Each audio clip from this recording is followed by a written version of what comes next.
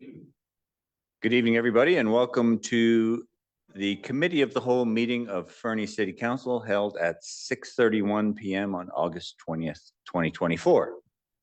Kisukukit, we acknowledge that the city of Fernie is located within Kukinamakas, the unceded territory of Yakutat Nucleat. We recognize that we live and work within their vast lands. Akanahunik are from Yakutat Nucleat and are members of the Tanaha-speaking peoples of British Columbia, Idaho, and Montana. I will call the meeting to order and begin, sadly, on behalf of the city of Fernie, I'd like to send our sincerest condolences to the family and friends of former Mayor Mary Giuliano. Mary served the citizens of Fernie from 2002 to 2018, serving 3 terms as city councilor before being elected mayor for 2 terms. But her service to the community was much longer than that. A tireless volunteer and advocate for Fernie, her countless contributions have left an indelible mark on our community. The flags of the city of Fernie will fly at half-mast this week in her honor. And I'd just like to add on a personal note, I always found Mary to be incredibly gracious. And whenever I met with her, almost always in her kitchen, there was cookies and coffee. And if she hadn't baked the cookies for herself, she was incredibly embarrassed and couldn't apologize enough. And I stopped by her home today to provide my condolences to her husband, Nick, and I was struck by what fundamentally decent people they are. And they really have served this community incredibly well. And sadly, Mary, of course, we lost Barry Anselmo, a longtime city councilor, August 11th. And I apologize because I missed recognizing Gail Taylor, who passed away July 25th and served on council for 9 years as well. And so it's a terribly sad time. On the heels of that, however, on a more upbeat note, I want to congratulate Councillor Shoesmith and his wife on the birth of their second daughter, Charlotte.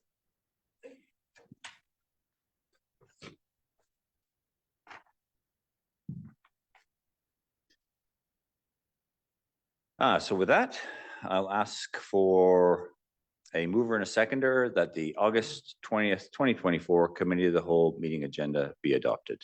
Moved by Councillor Ramadas, seconded by Councillor Hamilton. Any discussion? All in favor? That is unanimous. Thank you. And now I'll ask for a mover and a seconder that the minutes of the July 16th, 2024 Committee of the Whole meeting be adopted. Moved by Councillor Hamilton, seconded by Councillor McIsaac. Is there any discussion of those minutes? Seeing none, all those in favor? That is unanimous. Thank you. I'd now like to open the floor to public participation and invite members of the public in attendance or participating electronically who wish to comment on items listed on the meeting agenda in accordance with section 3.7.3 of the procedure bylaw to address council, except speakers must not address council regarding a matter for which a public hearing must be held or has been held pursuant to the Local Government Act prior to council's consideration of the matter or adoption of the bylaw. Speakers must not address council regarding a permit for which public notice must be given or has been given pursuant to the Local Government Act prior to council's consideration of issuance of the permit, and a speaker may only address council for a maximum of 3 minutes. And so I will begin in the gallery. Is there anyone who would like to address council? Please approach the podium. And if you could identify yourself and your civic address, please. Merritt, and I'm a resident of 721 4th Avenue, and I am president of the Elk Valley Rugby Club. And I'm here to speak to the Field House Society presentation that's coming up. So as you look at the needs of the community with regards to indoor sports facilities, I'd like to share a little bit of information about the needs of 2 user groups that are both managed by the Elk Valley Rugby Club, and that's netball and rugby. So netball, first of all, for those who don't know, it's a game somewhat similar to basketball. It's very popular in Australia, New Zealand, and the UK, and therefore very popular amongst our seasonal workers here in the Valley. And there's also a core group of long-term residents. So last year we had 8 teams. Each team is made up of 10 players, mixed gender. We had more people asking to join, but we were maxed out due to time and space. So for 8 teams, we need 4 hours of court time. Because of pressure on the community centre, we had 2 hours. So we shortened match times and 2 teams had to have a bye each week. Additionally, because of the community centre, we had to shorten the actual physical space of the court. But we managed to make that work. So netball currently needs double the time, but it could easily expand to more than that. There is a demand of more players who would like to play if we had more time and space. And we need a larger physical space. So that's netball. Rugby, we have approximately 30 senior players. Unfortunately, that is played outdoors. However, our first match of the season is usually in mid-May. We can only get onto the outdoor space in early May due to our weather conditions. So we really need an indoor space that we can train in out of season. Cranbrook have such a facility, and our first match is usually against the Rocky Mountain Rogues out of Cranbrook. So it's pretty tough on our senior players to go against a team that's been training for 6 months, and we've had maybe 1 or 2 times, as Tony could attest to. And that's also true of our high school teams. We manage and coach the high school teams here in the Elk Valley. And they have the same problem. In May, they have to come against teams who've been training for several weeks and they've had maybe 1 week under their belt. So an indoor space for rugby, we would really love to see something a little larger than the community centre that has a kind of soft surface, whether it's grass or dirt or something like that. So those are our needs. Finally, I would just like to thank the city and the mayor and the staff who've encouraged groups like ourselves, like the rugby club, to come and be part of the solution to the community centre. And there really do seem to be solutions out there that I'm hoping we're going to hear more about. And I really hope I'm not speaking out of turn when I said that while we've got some amazingly competent volunteers that I've got to know in the last few weeks, I do feel that we need somebody in the city to sort of maybe take the lead a little bit on how we move forward, whether acquiring funds, which is obviously going to be the key part of this. We're going to need some significant help from the city going forward, I feel, but maybe they know more about that than I do. Thank you so much for giving me time. Good luck to everyone. Thank you, Ms. Merritt. My name is Aisha Haynes. I live at 33 Park Crescent. I'm actually here for a change of pace to speak as a small business owner. Rather than a sports parent and advocate. I am a member of the group that will be presenting later on, but I just wanted to take a moment to emphasize the broad-ranging impact that being without a facility right now does have on the community. We as small business owners down on 2nd Avenue, we notice every hotel room that's empty when they're occupied, whether it's by pipeline workers or by the new Elk Valley Resources people, or when they're just not being occupied during shoulder season, tournaments, weddings, special events, craft fairs. That draws everybody down into whatever the community facility is, but the whole rest of the time, they're on 2nd Avenue shopping, they're on the highway shopping. And we notice sharp upticks and down drops based on events like that, particularly during the shoulder seasons when we desperately need that business walking through the door. And so I know that a lot of the focus tonight is going to be on sort of recreational and gathering activities. I just wanted to take that moment to highlight the business impact that we have as well. Because of the seasonal nature of our town, those shoulder season activities just cannot be overstated. Thank you. Thank you.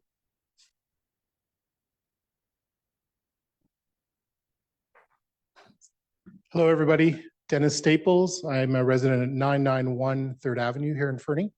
I have been the president of the Fernie Volleyball Club for a number of years, support a lot of youth. I'm not going to speak too much about what the club does. I think you heard some about that last meeting as well.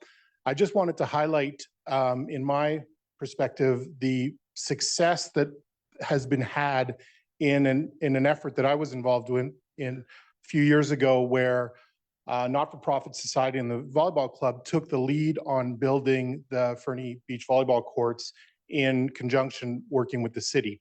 We were able to find a location that was really appropriate for that facility, and by the club taking on the lead responsibility in that, we were able to fundraise quite effectively to get to some funds, some matching funds. We started with a small grant from the CBT, and that was our anchor funding, and then we were really successful in trying to get to tech, and then the city was very supportive through the RMI to help with that funding. But that facility was very successful. I believe that projects like that, like the dog park, are an excellent model. So I'd encourage the city and council to consider what's being proposed by the group. I've been part of that working group as well. Great group of people that really represent the community quite broadly, lots of youth sport organizations, but other parts of the community as well. And I think they're coming forward with something that really has quite a bit of merit that could ease some of the pressure that city staff have in sort of running these kinds of development projects. If we can take some of that on as a group, I think we have the experience to be able to do that successfully. And I really encourage city and council to consider the request of that group strongly today. I think it's much needed. The club is going to struggle this year, but hopefully we can struggle for just 1 or 2 years while something quite reasonable gets put in place. Thank you, everybody. Thank you.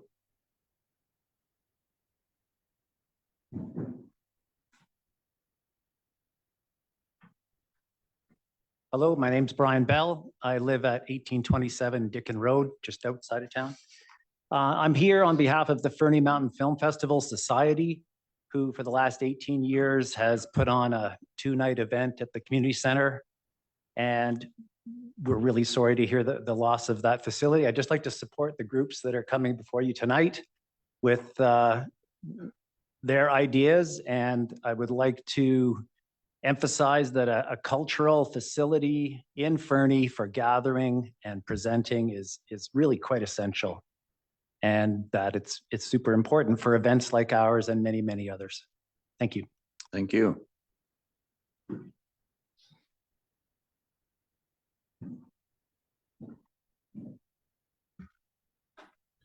Good evening, Bill Phillips, 1440 Dickon Road. I only come back because last time I was here, I didn't give my address. So, and I'm outside the city. But I'm the vice president of Fernie Pickleball, as you all know. And I just want to commend Mayor Milligan for striking the steering committee that's here before you tonight. And I just also want to highlight the hard work that the steering committee did. Everybody put in a lot of time over the last 2 months. It's hard to believe it's just been 2 months that the announcement was made, just over 2 months. And it just kind of goes to show that what the community can do when it puts together to get to where we are tonight. We've done a lot of work, sat in some stuffy boardrooms on bright sunny days and hashed things out. And I just hope our group gets to continue working. Thank you very much. Thank you, Mr. Phillips.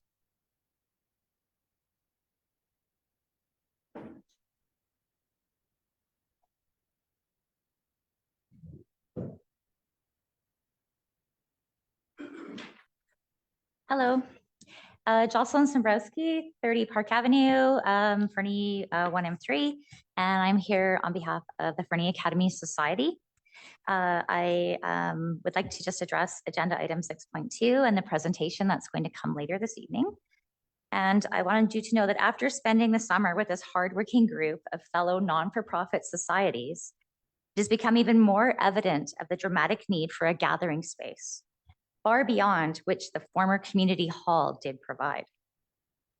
At every meeting, including the one hosted by the city this afternoon, the needs of the numerous user groups are only growing.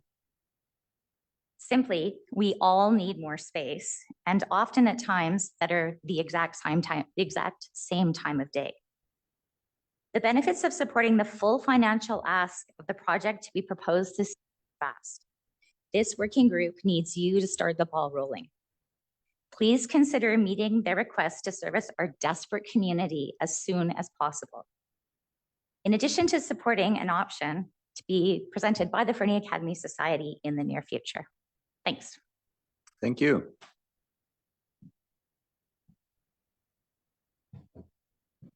Anyone else in the gallery would like to speak? Hi, my name is Angus Donald. I'm a resident of 1070 McDonald Avenue, Fernie. I'm here independently. I'm excited to hear about the proposals that are coming up. I believe that Fernie has a great need for a reduced risk action sports facility to serve our mountain community. to see the development of youth athletes to compete with neighboring towns and worldwide as well. In conjunction with that, it's the kind of facility that would pair well to serve our growing climbing community in Fernie as well, who are currently limited to using the college's space as well as a small gym in town. Yeah, I believe these two facilities would serve the community well and yeah, continue to serve youth development of athletes within the community. Thank you. Thank you.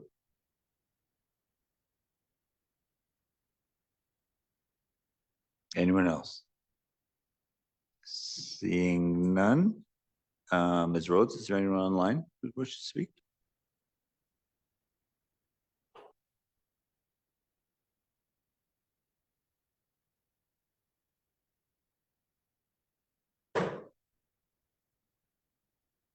Fernie Soccer has just been promoted to a panelist. Thank you.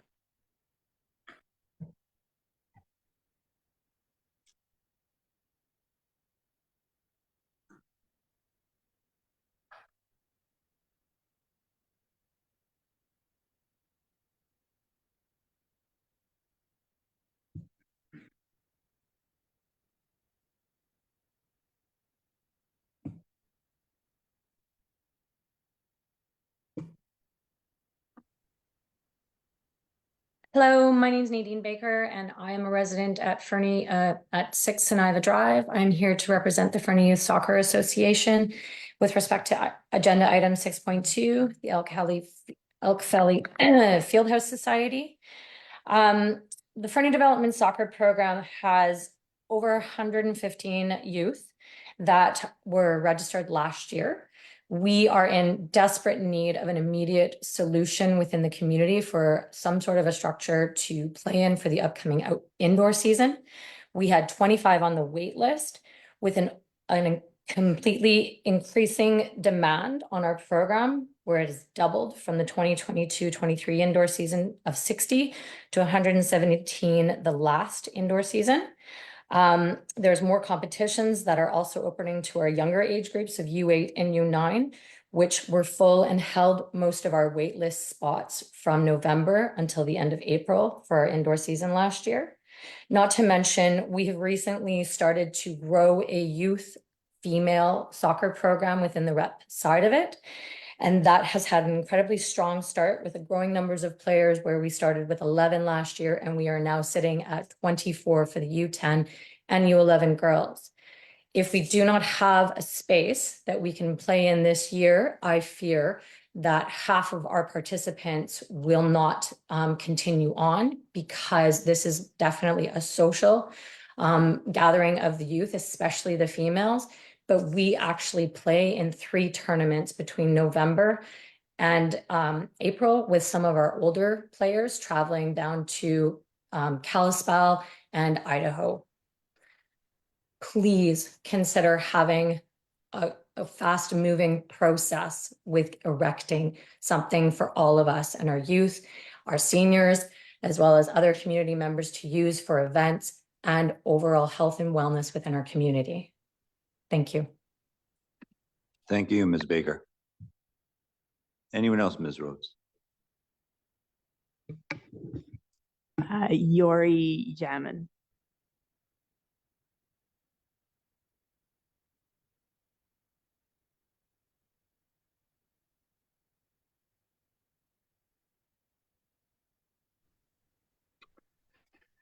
Hey, everybody. It's Yori Jamin. I live at 1002 Fifth Ave, Fernie. Yeah, just to reiterate what Nadine was saying, we do have a lot of keen kids who are wanting to play.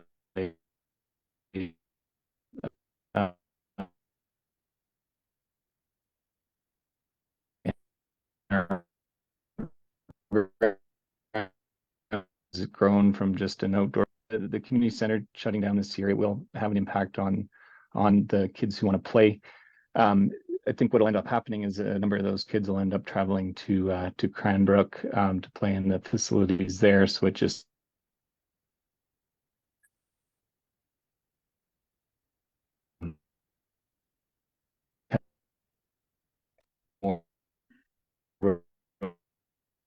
Sorry, Mr. Jamin, you're breaking up a bit.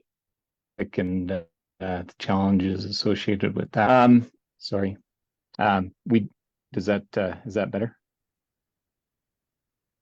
Yeah, but try that. Yeah, please. Oh, we lost him altogether? Oh, no, there Sorry. he is. Can you- Okay. Right. So, I was just gonna say, we do recognize the Balance and Boulder facility past its end of life, and the time it takes to find an alternative solution, and the effort that he is putting into find an alternative indoor space. And I'll just echo what comments earlier.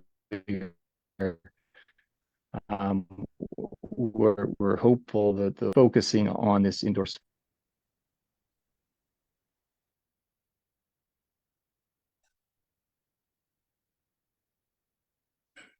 I do apologize, Mr. Jamin. We've picked up maybe about 35% of what you were saying, but I think overall we've got the gist of where you were headed, and you are supportive of the Fieldhouse presentation.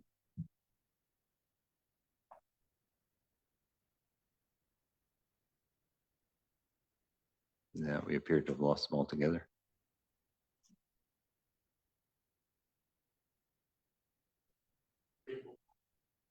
No. No, okay. Anyone else, Mr. Rhodes? No. Well, thank you, everybody, for your perspective. It's very much appreciated. It always helps and supports council's decision-making when we have the community come out and express their concerns and their hopes for the future. So we are very grateful for everyone's perspective. Thank you. With that, we'll move along to item 6.1, a delegation presentation from the Fernie Wildlife Advisory Committee.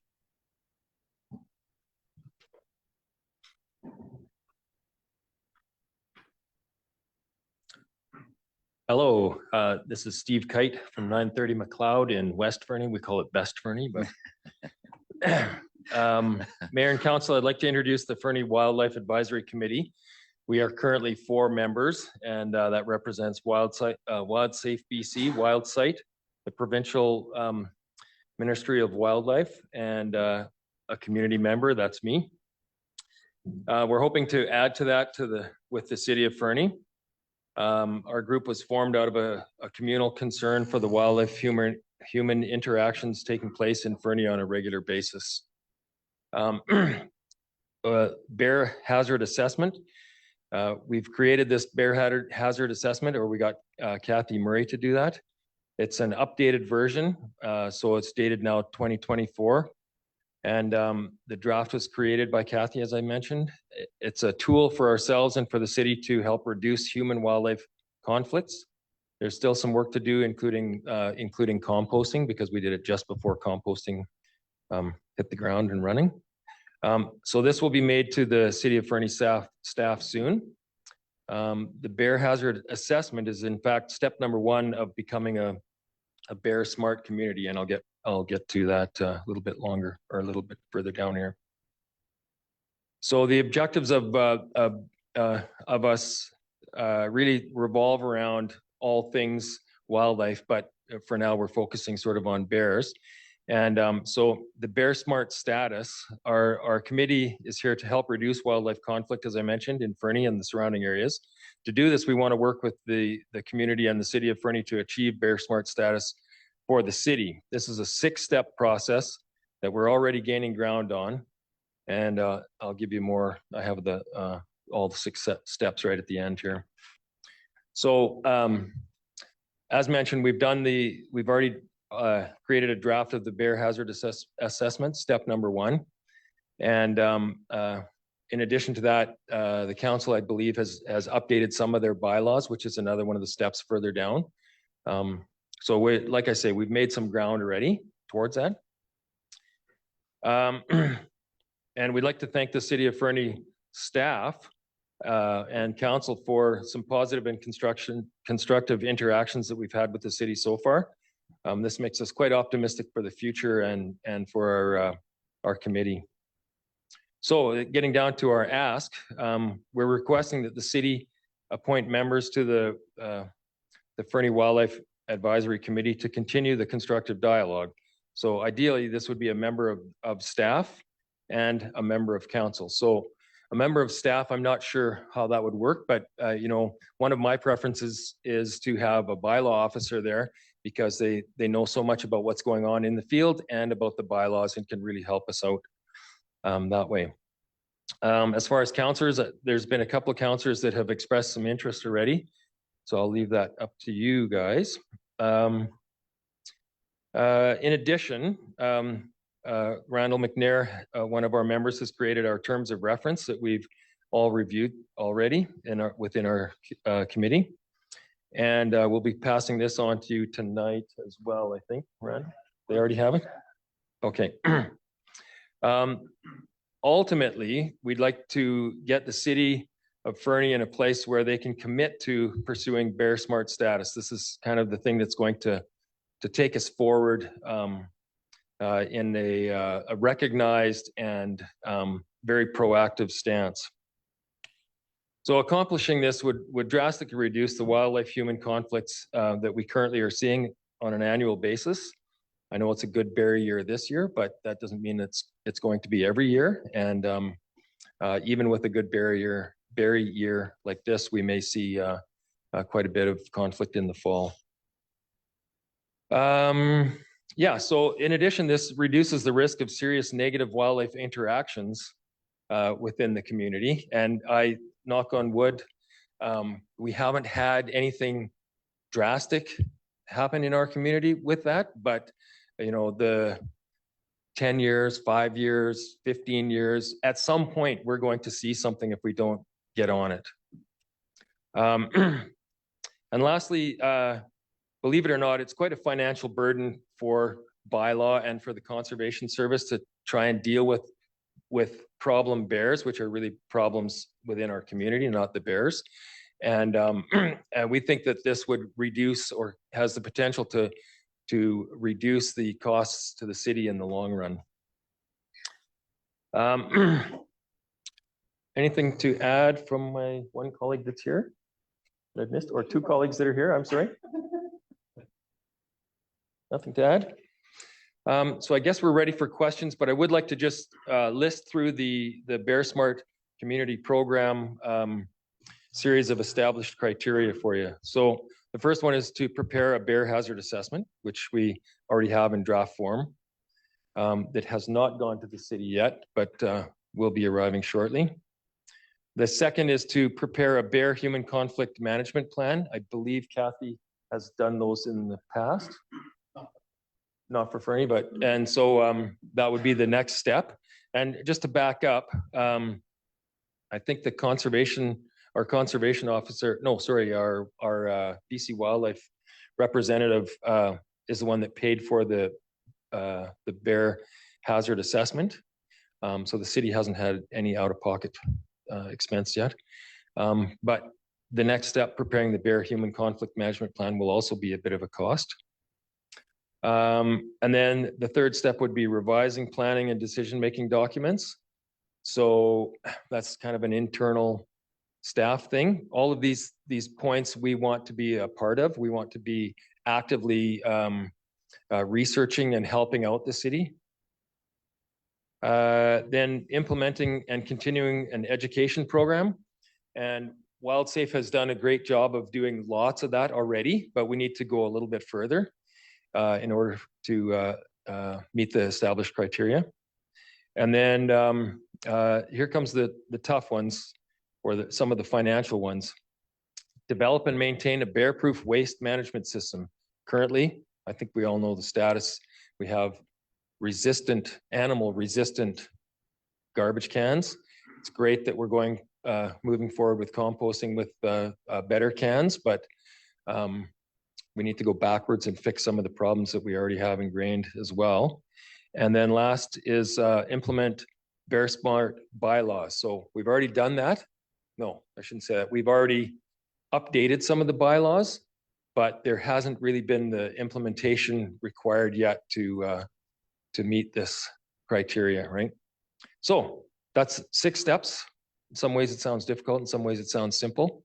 And that's what we'd like to move forward with. So back to our ask. Again, just to remind you, we're looking for an appointment of a staff member and hopefully a council member. And we have some documents that we're going to be providing you. Questions? Thank you, Mr. Kite. Questions from council?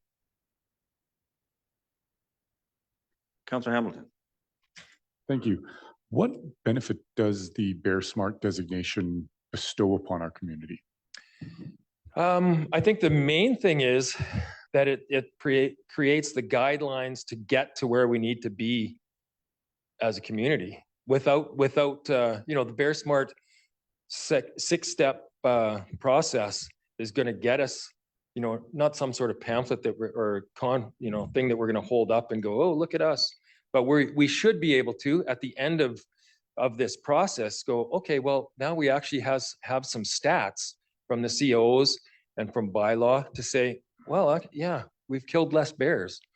We have less interactions. We have reduced the risk, right? All things that are that we can hold up and show.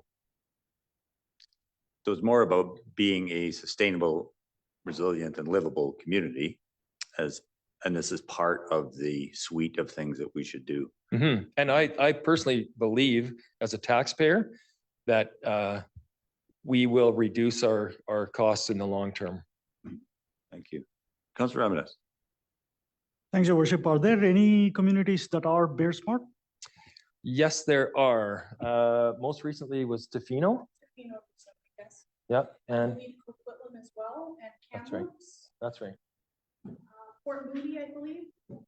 Right. We're getting there provincially. But you know, and those places have had problems, but let me stress, they have not had problems like we've had problems. The Elk Valley has problems, and you know, we do away with more bears per capita than anywhere else in the province. So in some ways, yeah, we're moving forward, and in some ways, like, oh geez, we should have been doing this years ago. More questions? Additional questions from council.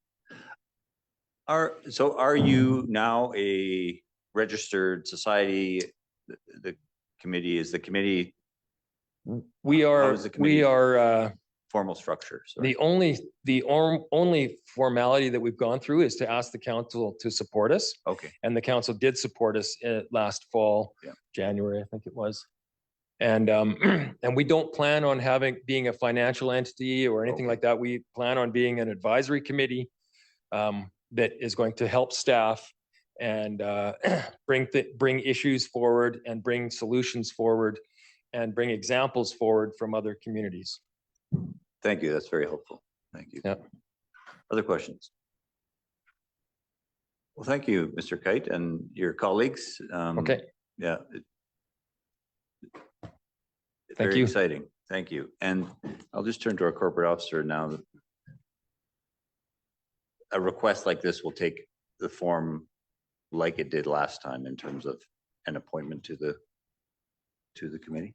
Yes, Your Worship and Council. So similar to last week, I did a presentation on the Fernie FDAC, because I cannot remember all the words right now, board.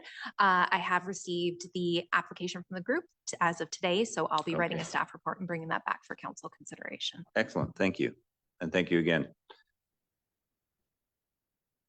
This brings us on to item 6.2, a presentation from the Fernie Elk Valley Fieldhouse Society.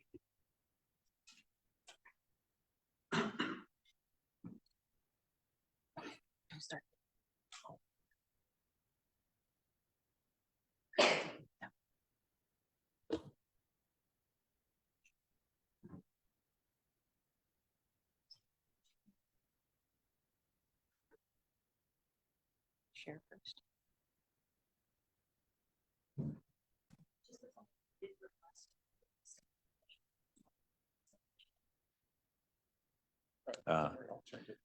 It shows 20 minutes on our agenda, so. Where's your 20-minute timer? I don't know. Here. hang on.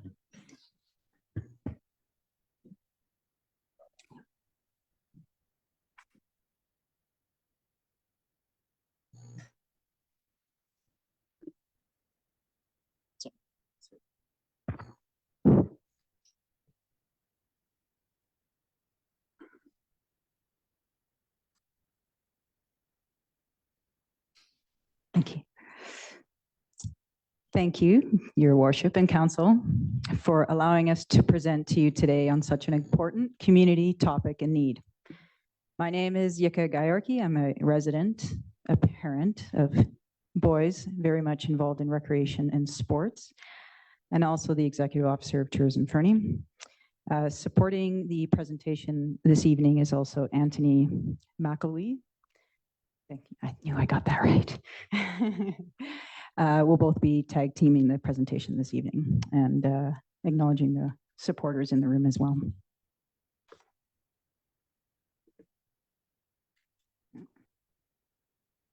Down arrow doesn't work. There we go. Okay. About the Elk Valley Fieldhouse Society. The society has been created by a collaboration of community groups and organizations to find solutions to the critical gap in the recreation and gathering infrastructure as a result of the closure of the community center. The purpose of the society is to support the physical, mental, economic, and social well-being of the Elk Valley by funding, building, and operating a recreation and gathering facility. This new society is essentially a society of local area societies, those that have a vested interest in a recreation and gathering facility, many of whom are being negatively impacted by the closure of the City of Fernie's community center. This membership list on the screen is only just the beginning. The development of this society was determined to be the most effective, efficient, and collaborative avenue to seek and implement solutions. And right now, the society name and application has just been approved by the province of BC under the Societies Act. Why we're here today? Before Anthony and I dive into the presentation, the society will be specifically asking the City of Fernie for three things related to its findings and proposed solution to the current situation: a land use agreement, funding support, and staff support and resources. Virtually no segment of our population is untouched by this closure. Residents of the entire Elk Valley have stepped foot in the community center, young and old, whether for sports, recreation, entertainment, special events, fairs, fundraisers, learning, weddings, Christmas parties, and more. The entire valley is feeling the pain. More than 1,500 impacted sports and recreation users, thousands of event participants, hundreds of school children, and more. City staff are very familiar with booking needs and limitations of facilities in town, the user groups even more so. No solution is being found early this winter in existing facilities, and some creative maneuvering is happening, definitely. But as evident from today's user group meeting, there are still large amounts of sacrifice. The only best solution is why we are here today.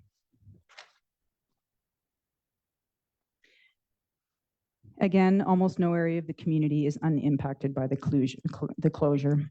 The events listed here are economic and revenue drivers for community groups and small businesses. We have Elk Valley, Snow Valley Avalanche workshops that have taken place. The Mountain Film Festival, as Brian alluded to, Stokefest, Trail Raiser, Feast for a Cause, Fast Ski Swap, Grizz Days, Mine Rescue Competition that may be coming back. Lots of opportunities and events that have been held in this facility. A couple of images. I'm sure you've been to a few of these events, from Grizz Days Baby Crawl to the Feast for Famine, the Film Fests, seniors walking groups, volleyball and rugby, the Fernie Academy concerts, and the Stoke Fest.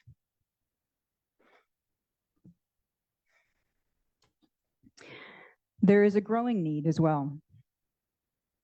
Population growth has thus far exceeded the projections of the OCP by I'll repeat that.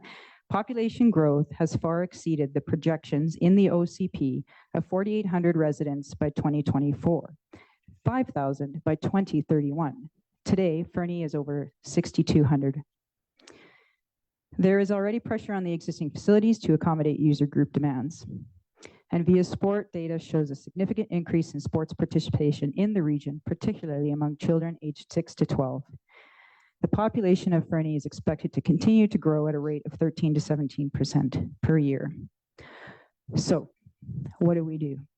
What are our options? Existing venues cannot accommodate the displaced in any meaningful or sustainable way. Our community does not want to see our groups, our events, the fabric of our community fall apart and make Fernie a less livable and less attractive place to be. This new society of societies has worked hard to review ideas and options within the last 6 weeks. Our proposal to convert the outdoor rink, the ODR, into an accessory multi-use facility.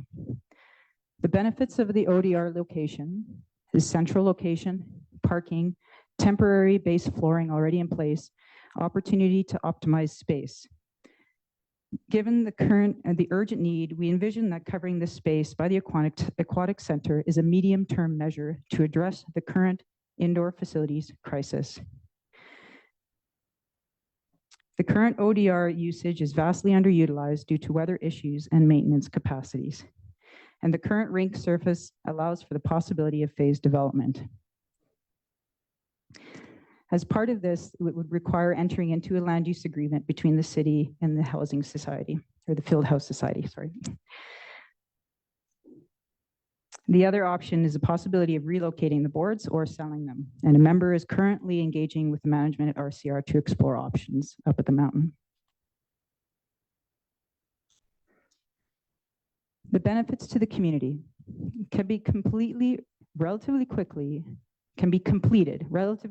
to fill the current gap in outdoor recreation facility space, would remain in place until a temporary or a permanent facility is constructed, can be moved and reinstalled elsewhere if required, and continue to provide additional recreation gathering space to the community, and is larger than the current closed community center, a greater capacity for tournaments and events and sporting and recreation, arts and culture that could accommodate multi-use and reduce user group conflict. The current space of the community center that recently closed is 4,500 square feet. The proposed covering of the ODR would be 17,000 square feet.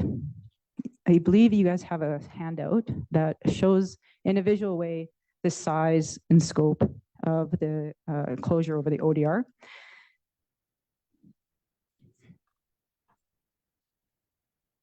Actually, I have that. Basically, the covered area would be 3 times the size of the community center and can fit not just multiple user groups at the same time, but larger groups and the ability for the user groups to accept all the registrations that want to come to the table and be more accessible for larger events as well. The height of the new ODR facility would also accommodate all user needs and more than existing facilities in the community. So I welcome you to look at that in detail.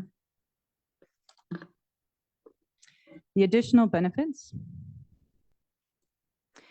Current use is already approved.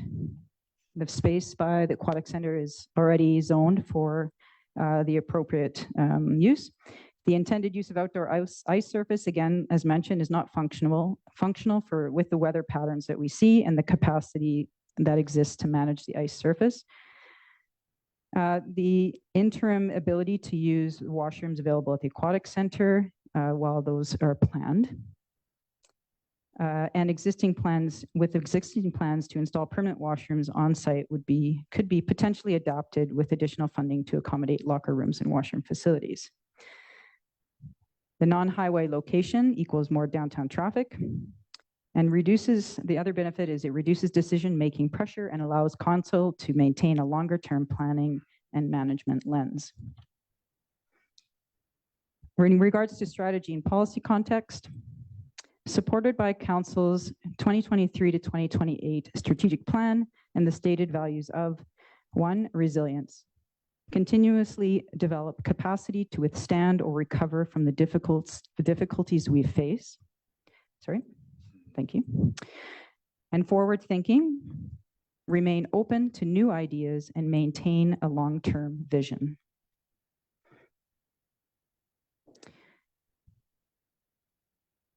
There we go. Also, delivering sustainable services that meet the expectations of the community and developing relationships, partnerships, and community capacity to deliver extended services.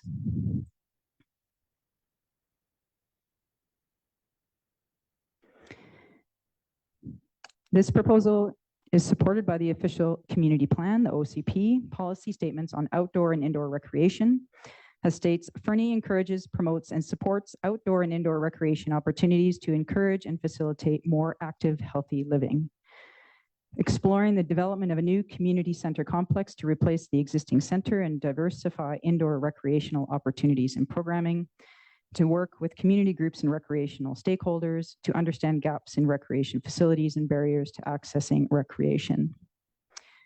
Today's option is not a permanent community center replacement, but it would address the critical needs in short order and can become a permanent recreational facility. We are then also have our eyes to research, plan, and implement in partnership with the city a long-term, full-use recreation complex.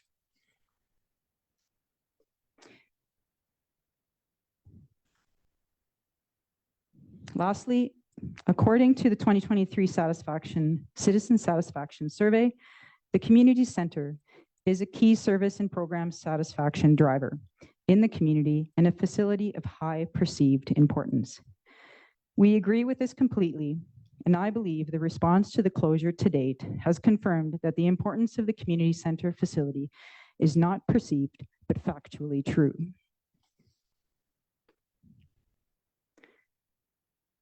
There are some drawbacks, and we must not be naive to not consider those.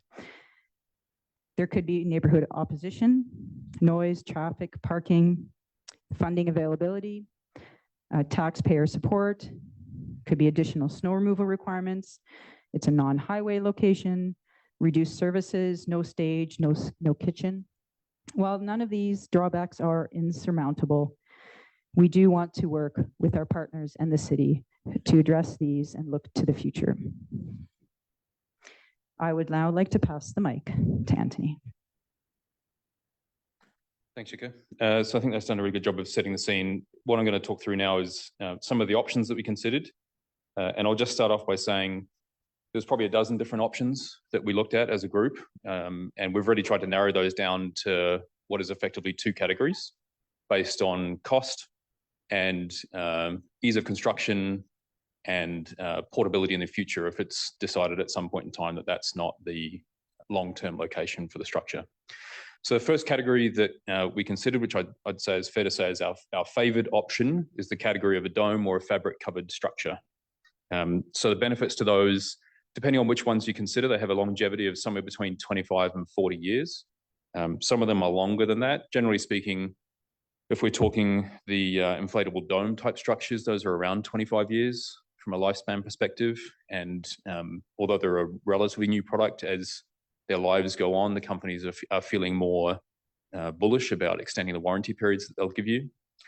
When we're talking the fabric covered structures, one of the companies we were talking to out of Burnaby offered a 50-year warranty on the steel frame and 15 years on the fabric. So I think it's safe to say with a fabric covered structure, at some point you're replacing the fabric probably, but the structure itself is still good for a longer period of time.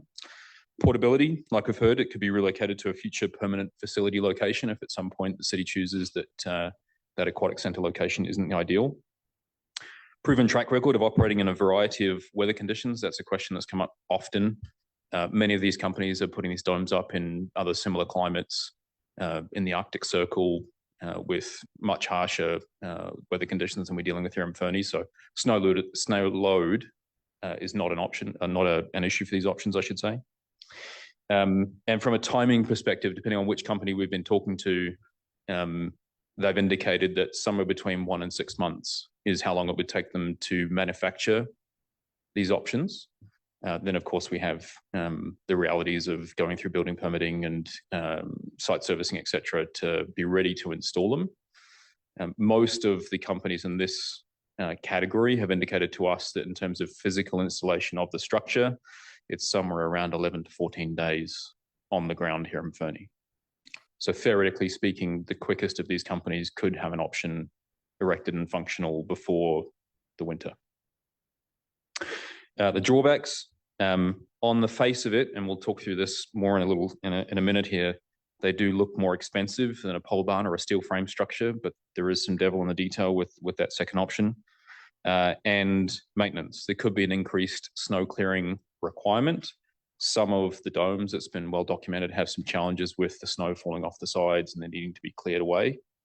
So there could be a cost attached to that, but obviously, as we get further into discussions with these companies, then I'm sure that we can get more detailed information from them around what issues they've struck in similar climates before. Other things that haven't been considered yet would be the cost around, of course, making the facility accessible. I don't imagine that that would be a significant cost given the closeness of where the facility would be to the car park, but that is something to consider. And something that has been talked about is there could be a potential to widen the rink to increase the square footage even more. And if that is considered, you could think about other activities now that we haven't considered thus far around perhaps a walking track inside. A climbing wall wouldn't be out of the question. We obviously heard from a group earlier tonight that that would be something they'd be keen on. And the other drawback to consider from a dome perspective, or the inflatable dome, is that they do have challenges around the power grid. So you need some form of backup generators in the scenario where the power grid goes down. Otherwise, obviously, the dome will uninflate, deflate, I should say. Mm-hmm. So we've got some examples here of the different options. Obviously, on the left-hand side there, we've got the more inflatable option, and you can see that that's really reasonably aesthetically pleasing. In the middle there, obviously, the inside of a facility. And then on the right-hand side there, that's more of the fabric-covered structure, which typically has a slightly more industrial look, albeit that that's probably the most aggressive roof line that you can get. And there are other shapes that you can get that are sort of more rounded and less pointy for a more technical terminology to think of. From a cost perspective, the dome and fabric-covered structures, all of the companies that we've spoken to have sort of been in the same kind of realm. And I would stress that at the moment, none of these companies have actually physically been to Fernie and viewed the site. But they've all been within $5 a square foot-ish of each other. And the rough cost would be somewhere in the magnitude of about $900,000, including your HVAC, heating, lighting, installation, et cetera. That does not include the installation of a gym floor. A gym floor, the indication that we've had is somewhere in and around $450,000. So we think that the dome or fabric covered structure, depending on which direction you head in, would be somewhere in the nature of $1.4 million as a total cost. So I think just to highlight there, the dome is probably more portable. They're quicker to move. Obviously, given that they can construct the fabric covered structures in sort of 11 to 14 days, if you deconstruct and reconstruct it somewhere else, you can do the math on sort of roughly how long that would take to relocate that. Yeah, any questions about the dome or fabric covered structure before I move on to the steel structure? Councillor Hamilton, Councillor Ramadus. Yes. Thank you, Your Worship. What sort of site prep would be required for a facility, whether it's the dome or steel structure? Yeah, good question. And that's sort of a good segue into the steel structure. The beauty of the inflatable dome and or fabric covered structure is that they drive anchors into the ground and you don't actually need a building footing, which is the reason they can construct the thing in 11 to 14 days. You still need your flooring, but they're constructing in a much faster fashion. And that's the devil in the detail with option 2 here, in that that cost that you're seeing on the screen there does not include the building footing. And depending on what type of steel structure you're going to construct, we've had a rough back of the napkin order of magnitude that footing would be in the nature of $500,000. So the real cost of the steel structure is probably more like 1.25 million. Councillor Ramirez. Thanks, Your Worship. Maybe you've already answered that question, Anthony, but I was just wondering, like, what portion of the cost for dome or fabric covered structure, what portion is the steel and what portion is the fabric?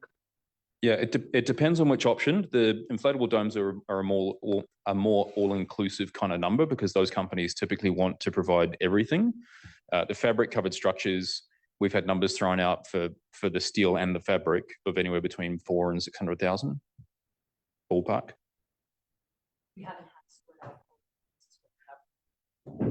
Yeah, that's one of the reasons we're here tonight, really, is because we don't want to waste those companies' time by getting hard bids or going through an RFP process. And we also wanted to respect council process and come back here to get council's direction on whether we do have an official mandate and how to move forward.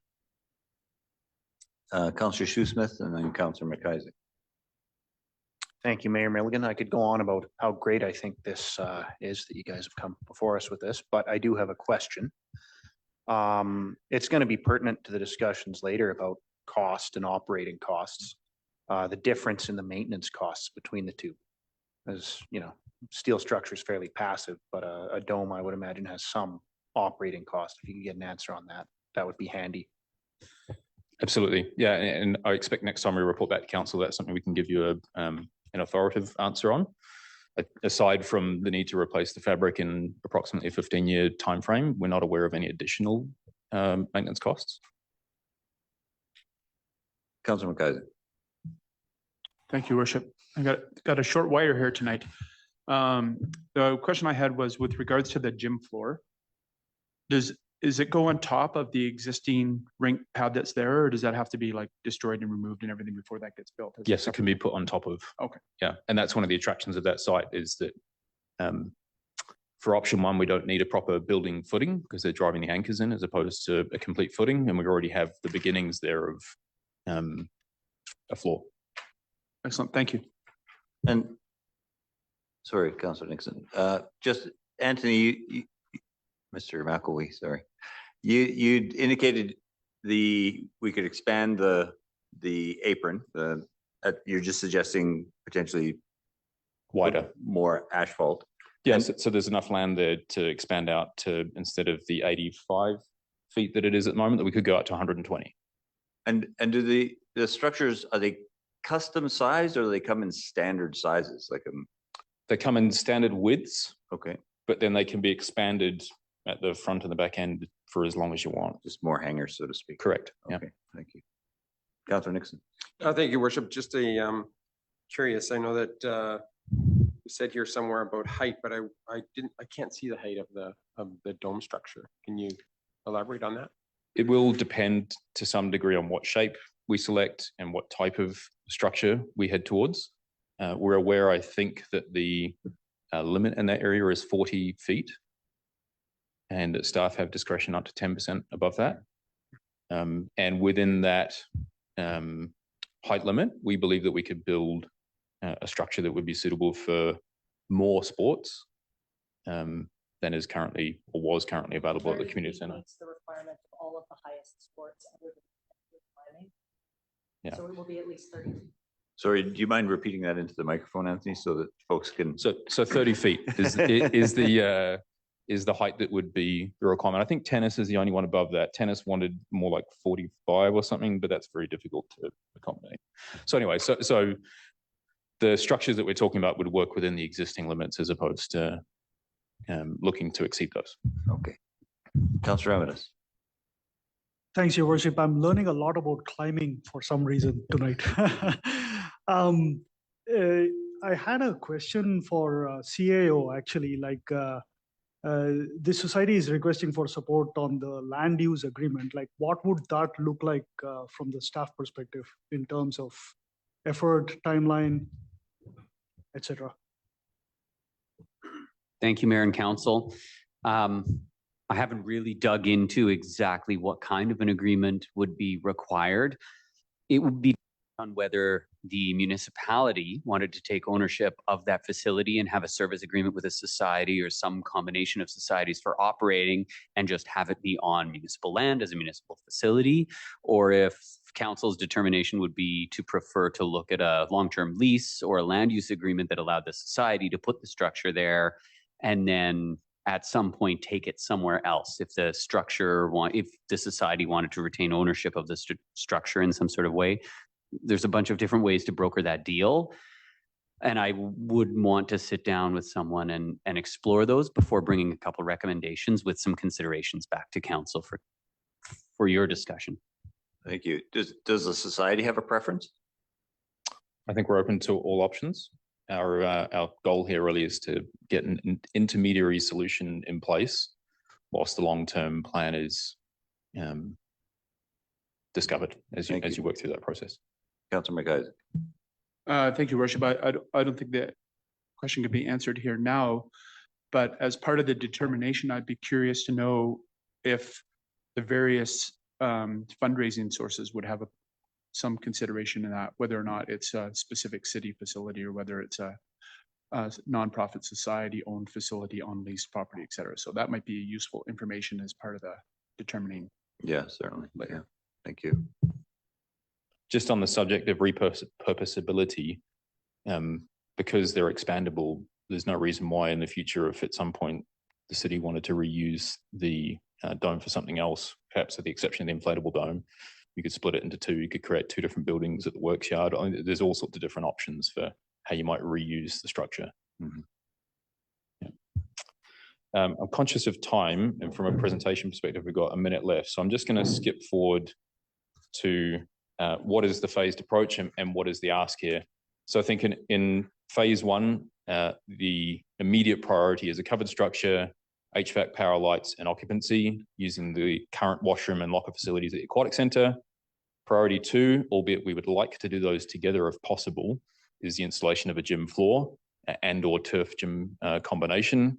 And it's been discussed about the potential to utilise the already discussed washrooms and locker facilities in that location.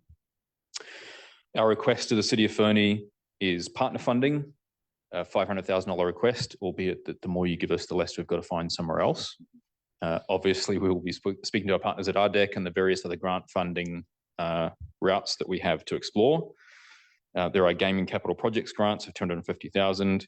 And whilst we acknowledge there are significant competing priorities, we really believe that the City of Fernie needs to take a leadership role here in order for us to secure other funding and help from other organisations that could be parties at the table. So next steps, we're asking for an agreement of principle to convert and operate. We're asking for you to direct staff to work with us on a land use agreement, to direct staff to work with us on a funding agreement, and to return with a staff report on all of the above at the September 27th regular meeting of council, as well as the one ask that isn't on here. We have had the benefit of an informal council liaison to date, and we believe it would be good to formalise that liaison. Thank you. Thank you both. Thank you all for the work you've done in the last couple of months. It's exemplary. And just for council's benefit, I participated in the early goings of the committee, and then I stepped back because I didn't want, in a circumstance like this, to put myself or council in a position of conflict. So I've been, as Anthony says, a bit of an informal liaison, but haven't been actively involved for a while now. But I really salute your proactive, pragmatic approach to this whole thing. It's been excellent, and the way you focused on the short term and the quickest response possible. I think that's been excellent. And you know, as we've seen just last week, the hole this has left in the community with the closure of the community center. You know, as I said last week, and I continue to believe it was the right decision. It's not an easy decision to make, And so the fact that you've been so proactive is super, super encouraging. So thank you for that. Councillor Adi Kelly. Thanks, Your Worship. I think this is for UCAO. Do we have any idea of the value of that piece of land, the monetary value of that piece of land to the community in our real estate portfolio? Your worship and council, which piece of land, specifically the old community center or the outdoor rink? Sorry, UCAO, the outdoor rink. No, we do not have an appraisal. It's part of a larger parcel. We'd have to do an appraisal, consider future zoning and hire someone to bring that in. And if I'm not mistaken, it has a longer term use profile for recreation facilities, full stop. That's correct, Your Worship. There are a number of recommendations about master planning that area for the future, for a future multi-purpose community center, ideally there or as a secondary option. And I forget whether it's the rec master plan or the OCP, which notes Max Turek as a potential secondary option, but you are correct. There's a longer planning horizon. Thank you. Other questions, comments from council? Oh, sorry, Councillor Nixon. Not at all. Thank you, Worship. So just curious, maybe this is a question for Director Logan. Do we know the number of days that the outdoor rink was operational in 2023 and 2022?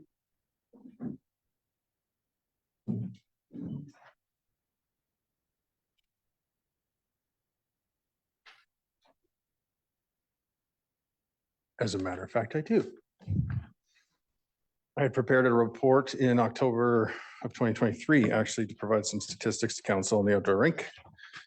And we were waiting the opportunity to go public for some public feedback on those numbers.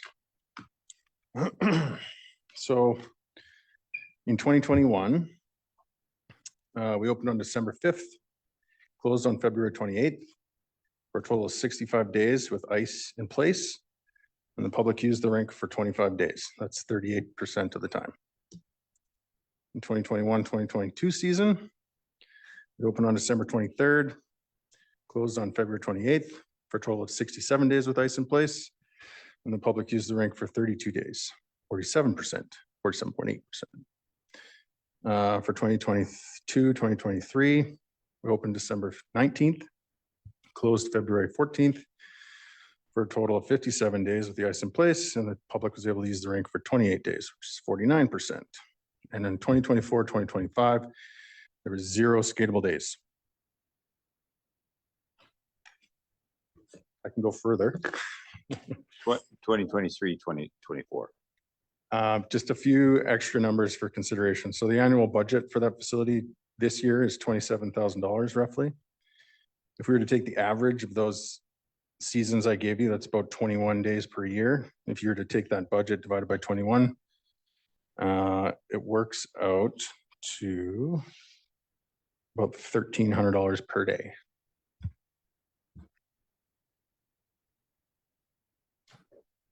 And just for clarity, the ice was in, so for example, 57 days it was used, 28 days, that was 28 days it was booked, like officially used versus used, people hopping the boards and skating around.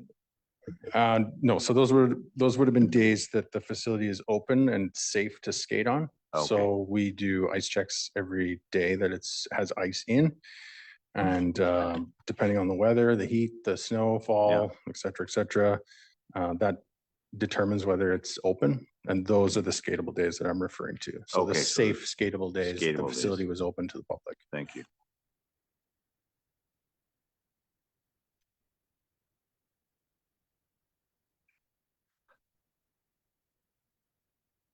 Just look to staff,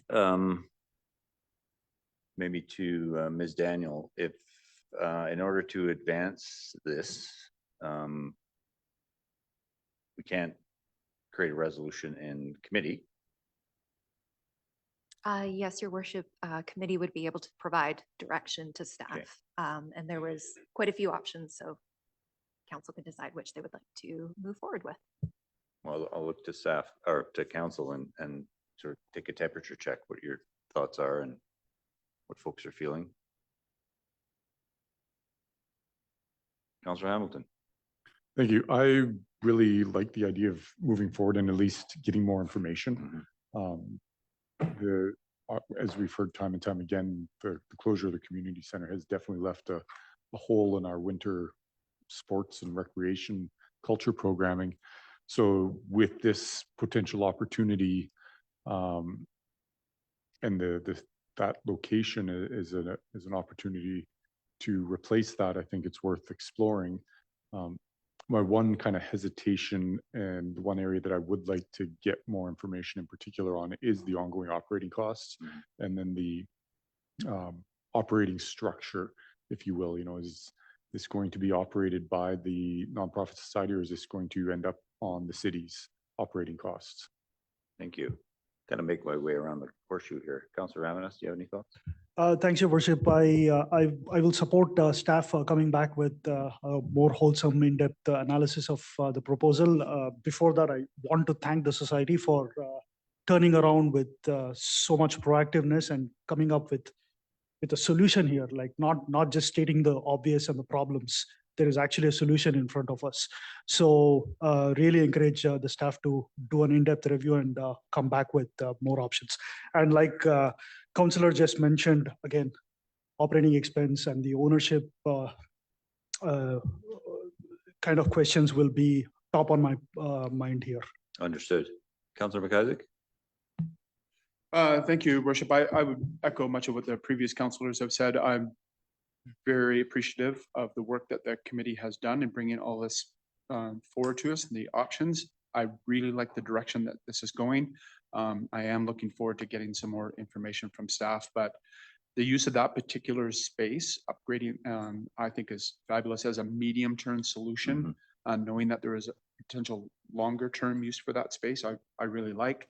I like the thoughtfulness. I like the opportunity. So I would really like for us to prioritize this and get some information back as quickly as possible. See if we can't actually get a solution for some point in the winter. Thank you. Councillor Adia Kelly. As we say, there's no use me adding more coats of paint. I concur with my three fellow colleagues. Councillor Nixon. Thank you, Worship. Seeing that the Free Press has already announced that we're going to be building a new community center, I mean, this is just foregone conclusion, right? Yeah, no, I echo all the same thoughts. Thank you to the committee for doing all your due diligence, and this looks fantastic. Thank you again. Councillor Shoesmith. Thank you, Mayor Milligan. I do actually have some fresh coats of paint, although the color scheme might be a little, haphazard. When we had the issue with the arena, the outdoor rink was created as a response to that. And as a response to that, it was good. It helped us get through with hockey and with skating. I was somewhat heavily involved in it at the time. And, seeing its usage numbers now, it's run its course, it's done its thing. But if it could be repurposed and turned around to do the same thing again, and in such a timely manner, I think that is excellent. Even if we were to look at attempting Band-Aid solutions, which I'm not advocating for on the existing community center, some of these options here would actually be more timely than those. And that should be noted. I think this sort of ground up thing with everybody that's actually playing the sports getting involved is a lot better way to get something built.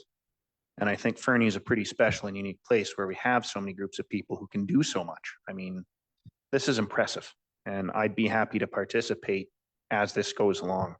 So don't overlook me for the liaison position if that comes up later. Got it. Thanks, guys. Thank you. Councillor McIsaac. Thank you, Your Worship. Just one last comment. And Councillor Shoesmith made me think about this, and that is that the outdoor rink board donation came in a very timely fashion, was very appreciative and great for the community. I'm just wondering if we are going to end up repurposing that spot, I think as opposed to moving it somewhere, I think it would behoove us to cast about and see if there is another community out there that would be would also appreciate a donation of that same opportunity for their community. Perhaps they're short of an outdoor rink or something like that. So yeah. and I mentioned this aloud because I think the likelihood of us finding that might be better with everybody that's listening and the people that are in the room right now. They may know of such opportunities. So. No, I appreciate that. And I very much appreciate Councillor Shoesmith's perspective of legacy here about there was an interim solution for the arena, and now we're looking at an interim solution for the community center, and it's on the same piece of land. And I think that has a nice sort of resonance for me. And so, you know, my preference would be, yeah, to enact all of these next steps in terms of, you know, our agreement in principle, directing staff to work on a land use agreement, work on a funding agreement, and come back with a report on the 27th as a regular council meeting. I think this presents a rapid deployment, pragmatic solution for a huge problem for a community. There's no other way to look at it. So that would be my preference. Is that sufficient? I believe I have something I could say, and don't worry, you don't have to move it. Okay. That committee directs staff to meet with the Fernie Fieldhouse Society to discuss the proposed community facility space project and bring back a report with further information regarding an agreement in principle, land use options, financial information to a future council meeting. Perfect. Councillor Nixon.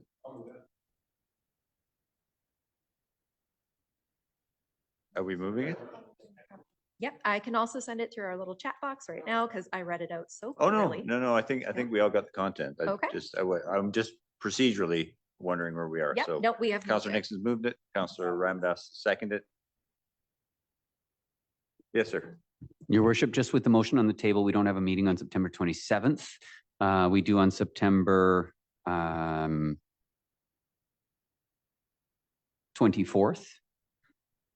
Yeah, even better, because I'll be here for that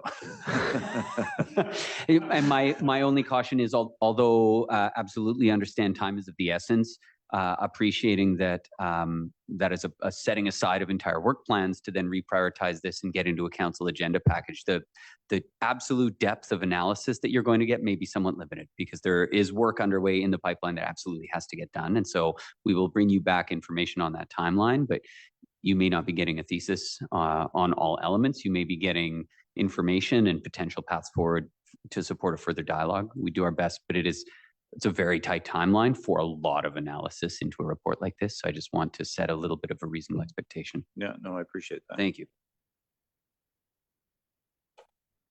So we need to amend the. We don't motion. actually have a specific date in Oh, the okay. resolution. We have to a future council meeting, Okay. but staff can take the direction that we wanted at a closer future meeting rather than later. Yeah, I think if we can get it for the 24th, Would you like to amend the resolution to I put a think so. specific date? Yeah, I'd like a specific date attached to it.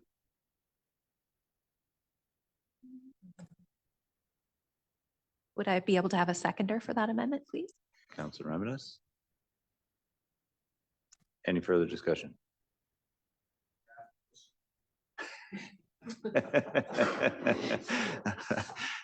All those in favor? That is unanimous. Great. Thank And we you. just need to call the question on the amendment as amended, or the resolution as amended as well. Okay, that was the amendment. So the original resolution? As amended to include Okay. the council date of the 24th. All those in favor? That is unanimous.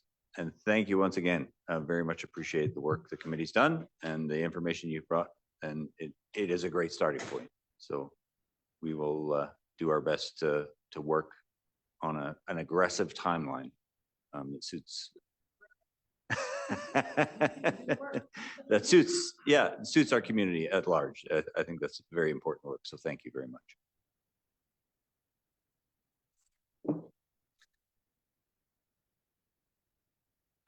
On that note, we move on to item 7.1 under business, a presentation from our manager of planning on the City of Fernie official community plan. Mr. Similini. Thank you, Your Worship. Oh, come on. I'm cool too.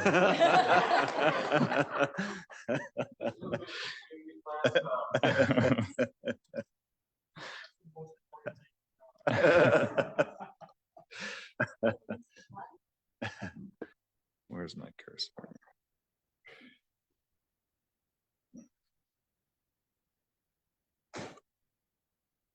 When your cursor disappears on your computer screen, it's always a bit of a challenge.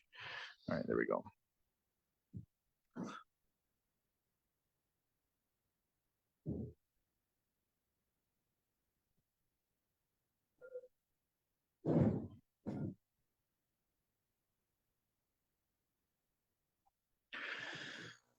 Good evening, Your Worship and Council. I just wanted to go over more of an update on our official community plan process.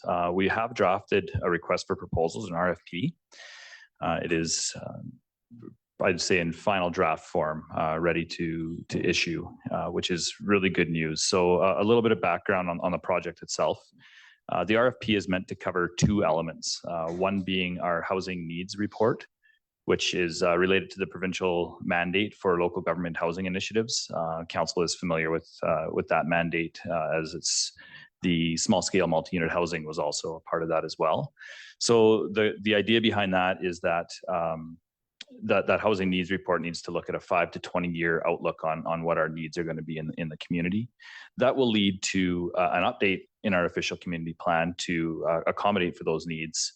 And the goal behind that is it gives us the ability to pre-zone to allow for that capacity to happen over time. So the idea would be if we didn't have the zoning that would accommodate for the amount of dwelling units needed, we could pre-zone to say a high density residential zones throughout town that would then accommodate for that future development. Secondly is the official community plan itself, more of an overall plan. Our official community plan was originally adopted, the one I'm working with now was adopted in 2014. So that official community plans typically are 10-year lifespan. So that lifespan has come to an end. It is still a very useful document, albeit, but it does need some upgrading. So again, that's sort of our basis for our planning decisions and how we move forward as a community. So what we've decided to do is divide the RFP into two sections. Phase one, which would be the housing needs report itself, and then an update to the current OCP. So the goal behind this is to, one, get that housing needs report and OCP update done within the province's timelines that they're requiring us to do them. And then two, we actually received funding from the province for that work. So we can separate the two of them so the funding from the province can go towards those phases and not get mixed up with the overall OCP work as well.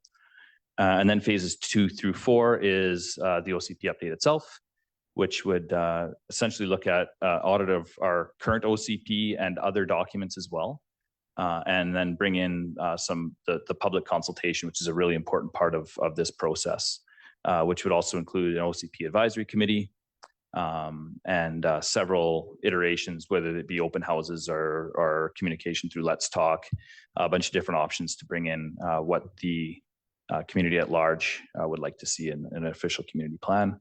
There's several iterations and drafts leading to final revisions and then eventually adoption. Sorry, Mr. Similini, that the housing needs report. So in phase one, that's a discrete piece of work. And it has to be delivered by, sorry, I know it's in your report.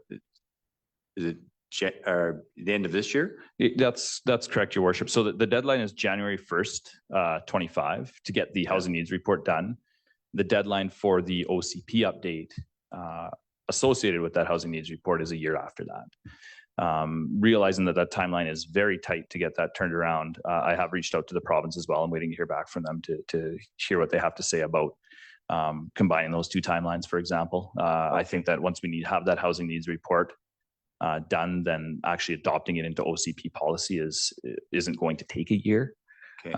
So again, I'll hoping to hear back from them. And is there the opportunity or the potential that the housing needs report would change based on the development of the OCP, because there's, amongst other things, changes in land use designations potentially that come out of that. Are we in a position that we could then change our housing needs report and resubmit it to the province, or is it fixed? Yeah, I think the part of the housing needs report is that it's constantly being reviewed and updated. And I believe that's part of the legislation as well, that the municipalities need to review every year or every 2 years. I'm not quite sure what the timeline is, but so we're constantly reviewing that. Okay. But I think the intent of the housing needs report is to advise the OCP, not the other way around. Yeah. No, I see that, but there is the potential that the OCP could influence that report, but we're not, because we have to review it constantly. Yeah, that's correct. Yeah. Thank you. So, I mean, the scope of the housing needs report is pretty straightforward. That's that we need to know what our housing needs are going to be between the 5 and 20-year mark. So we'll be looking for the consultant to provide that. I wanted to take a little bit of a closer look at the OCP scope. So the Local Government Act, when talking about official community plans, if a community decides to have an official community plan, there are required elements of that plan, and then there's optional elements of that plan. So they're listed here. I won't go through them one at a time, but just note that our existing official community plan and all of its sections, it talks about well-being and the environment and housing needs and land uses, things like that. They're all sort of covered here. So I think what we'd really be looking at is, I think that our existing OCP has a really strong foundation, but we'd be looking at modernizing it and bringing in some elements that in 2014 may not have been viewed as important as they are today. Quick schedule, look at the schedule. We're hoping to have the RFP out for tender early October and select the consultant mid-October, and then kick things off by mid-October as well. So I think that kickoff would focus more on phase 1 and getting that housing needs report started. And then phase 2 would start in mid-2025, which would start looking at the actual OCP. Of note, it's essentially a 3-year process. Of note, there's an election right in the middle of that. And I can try to field some more questions on that, but I sort of designed the timeline to make sure that the election was sort of mid-phase 3, and that would be, the election would probably fall in between the community and stakeholder consultation and the second draft of the OCP coming forward. We can adjust timelines accordingly, but I think that the important part is we wanted to make sure that community and stakeholder consultation wasn't actually interfering with the election in a negative way. So I think that August 2026 timeline should work out okay.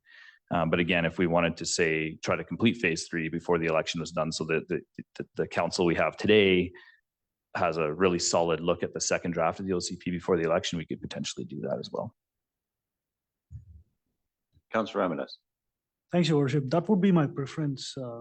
If nobody asked me, but I feel like I feel like that would be a fair way to do that. That we have a good view of the second draft, at least 2 or 3 months before the election itself. Yeah, I think that's good planning myself. Yeah, I don't disagree with that strategy, Mr. Simulini. Yeah, thanks, Your Worship, and Councillor Ramirez. So I think just looking at that schedule, then you'd adjust it so that the second draft OCP would be August 2026. Mm-hmm. Yeah. Again, brief presentation, and I'm more than happy to answer questions, but the staff implications, the housing needs report, again, it's going to be a pretty quick process. So the planning department will be working directly with the consultant on that. The official community plan is a massive undertaking. So it's going to require a lot of staff time. There's going to be early and ongoing consultation with other agencies, First Nations. We're looking at establishing an OCP advisory committee, which we've done really successfully in the past with the previous OCP.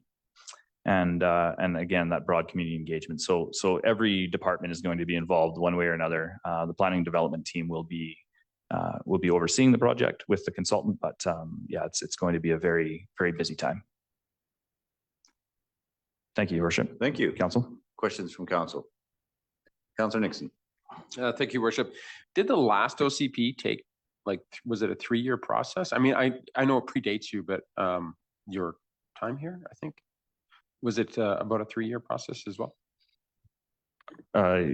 Councillor Nixon, I think I was just starting in the planning department when it happened. I'd say it's about 3 years. Director Lennox, less than 3. Yeah. As noted, I think that there's room to change those timelines. But given, I guess it's 2027, I guess, like, I'm saying 3 years, I'm thinking 2024 to 2027, but it's really 2025 to 2027 if you look at the schedule for the OCP itself. Yeah. Thanks, Your Worship. I was looking at the evaluation criteria with how much points you've assigned for all the different criteria there. Isn't having 10 points for schedule kind of moot, because you are dictating the schedule, so everybody better have a schedule that matches with what you have. So why ask that when you know they are going to comply with you? That's a great question, Councillor Ramadas. That's actually one of the things that we need to finalize with the OCP is that grading matrix. That's just part of the draft. I took my comments out for publication, but there's a big comment there that this needs to be adjusted accordingly. So, Councillor Shoesmith. Thank you, Mayor Milligan. Of course, the politicians are going to ask questions about the election because yeah. So say the people throw the bums out, so to speak, after the phase 2 draft and you've done all this work and then there's a completely new direction. Is that a serious issue? Like, or is it better from like a risk standpoint on your process to put it before or after the election? Like, does it matter to you or is it? Councillor Shoesmith, just for clarification, are you talking about the entire process of an OCP or? No, specifically where you'd chosen to make the break there around the election.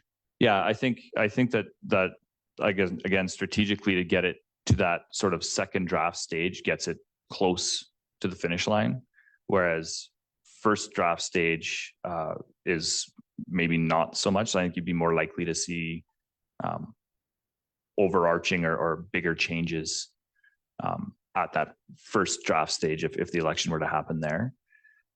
So yeah, I think that just having that second draft sort of gives existing council the comfort that what they've looked at is going to move forward, and then it also gives the incoming council an opportunity to take a look and make some changes if they feel that they're desired. Okay, thanks. Yeah, I didn't want to create a situation that might be untenable for you later. It's the very nature of the beast, isn't it? With the election falling in there somewhere, there's going to be a potentially philosophical change at some point. It is worth noting, though, Council, that this is obviously very in line with your strategic plan, and that strategic plan is slated to go through 2028, I believe, right? So, albeit after the election, but it is consistent with that timeline. Other questions, comments from council? Councillor Ramadas. I just wanted to comment here, Your Worship. Really well done in terms of facing it between phase 1 and phase 2. First phase actually going after the housing needs assessment, and then the other things in phase 2. Well done. I like the strategy there. Thank you, Councillor Ramadas. And again, I think that one detail I did miss was we do the amendment to the existing OCP for the housing needs report, right. And then we essentially have a section that we can copy and paste into the new OCP. I just have a couple of observations from the report, Mr. Simolini, and it struck me as interesting that the OCP would consider present and proposed public facilities, including schools, and yet we have no control. And in fact, not to be peevish, didn't even get notice that we were getting a new school until it was already public. So it's a bit surprising that that's included in their OCP. Yeah, Your Worship, I'm not sure what the context is, whether that's through like the land use type mapping that where you say where your institutional lands are and things like that. Okay. Thank you. But that comment is an excerpt directly from the Local Government Act. Thank you. You talk about an advisory committee, and I don't know where this falls in terms of best practice, but is there ever a OCP implementation committee?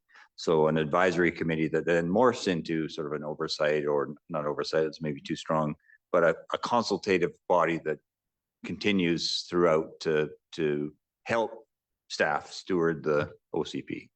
Yeah, that's correct, Your Worship. And what happened with the last process was the OCP Advisory Committee was then changed into the OCP Implementation Committee. Director Lennox knows a little bit more about the history of that committee and how it came to be and where it is not today. But and I've commented in the past when you were first having your first council meetings when I did my presentation on the OCP, that the OCP we have today is really useful to us in current planning. It's got a lot of policies that we can sort of use as sort of a checkbox to make sure that development happens the way that council today and it was envisioned, right? But there are a lot of implementation points of that OCP that there's a lot that did happen, but there's a lot that didn't as well. So having that guidance, I think, is really important. Yeah, no, thank you. Here's this one sort of, I'm asking this question because I expect to get questions on this. The RFP mentions Fernie as a community with progressive land development principles. What are those exactly? Great question, Your Worship. I think what we're looking at is Fernie we're seeing a lot more development in Fernie, a lot of different types of development in Fernie that we're not used to seeing in the past. So I think we're sort of leaning on what's happening now and moving forward. And also, I did like to sort of give a little bit of a tip of the cap to our land acquisition disposition policy that's fairly new and seems to be working okay. So just sort of that thing. I think that we have a long ways to go as far as that goes. But yeah, that's. But we have we'll call it a progressive land development philosophy. Let's call it a philosophy. Okay, thank you. Councillor Ravelas. I just picked up something here, Your Worship, on the RFP 4.6. The total project cost is said to be considered an upset limit instead of upper limit, I'm guessing. Thank you, Councillor Ravelas. I will check that out. Yeah.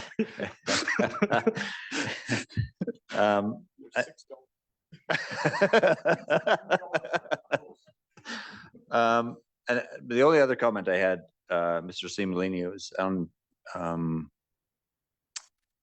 page, well, I'm not sure what section it is. Well, it's the overview, the 1.1 overview of the in the RFP. I wondered if we could include and consider nature-based infrastructure solutions versus a strictly standard engineering approach, because as we're learning, those nature-based infrastructure solutions typically cost less to implement and they cost less to operate over their lifespan. So I wonder if we can include that somewhere in our RFP as a consideration. Yeah, I appreciate that, Your Worship. Thank you. Noted. We'll look at that. Awesome. Thank you. Other questions from council? Observations? Excellent work, Mr. Simulini. Thank you very much. Thank you, Worship and Council.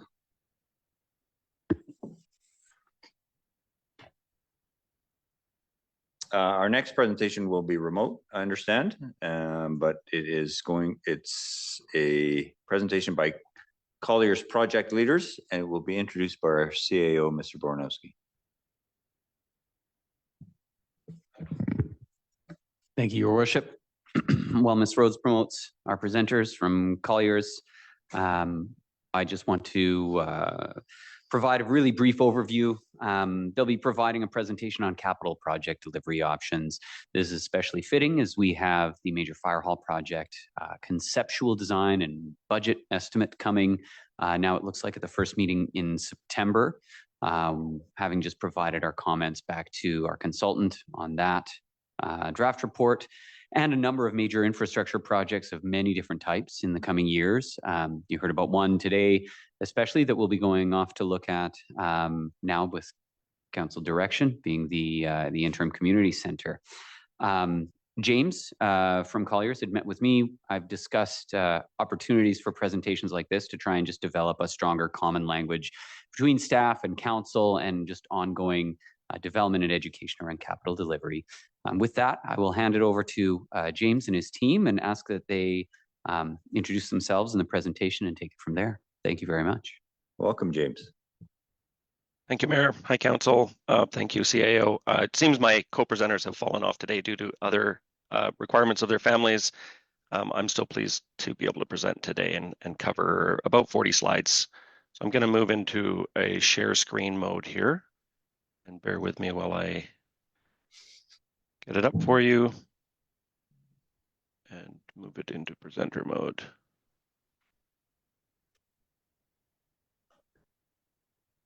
Great. I just want to confirm on your end that that is showing in a presenter mode for you now.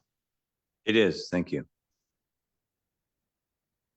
So I recognize that you did a land acknowledgement earlier in your council meeting, so I certainly acknowledge the Indigenous partners in British Columbia and across Canada, but I will not continue with a full land acknowledgement tonight.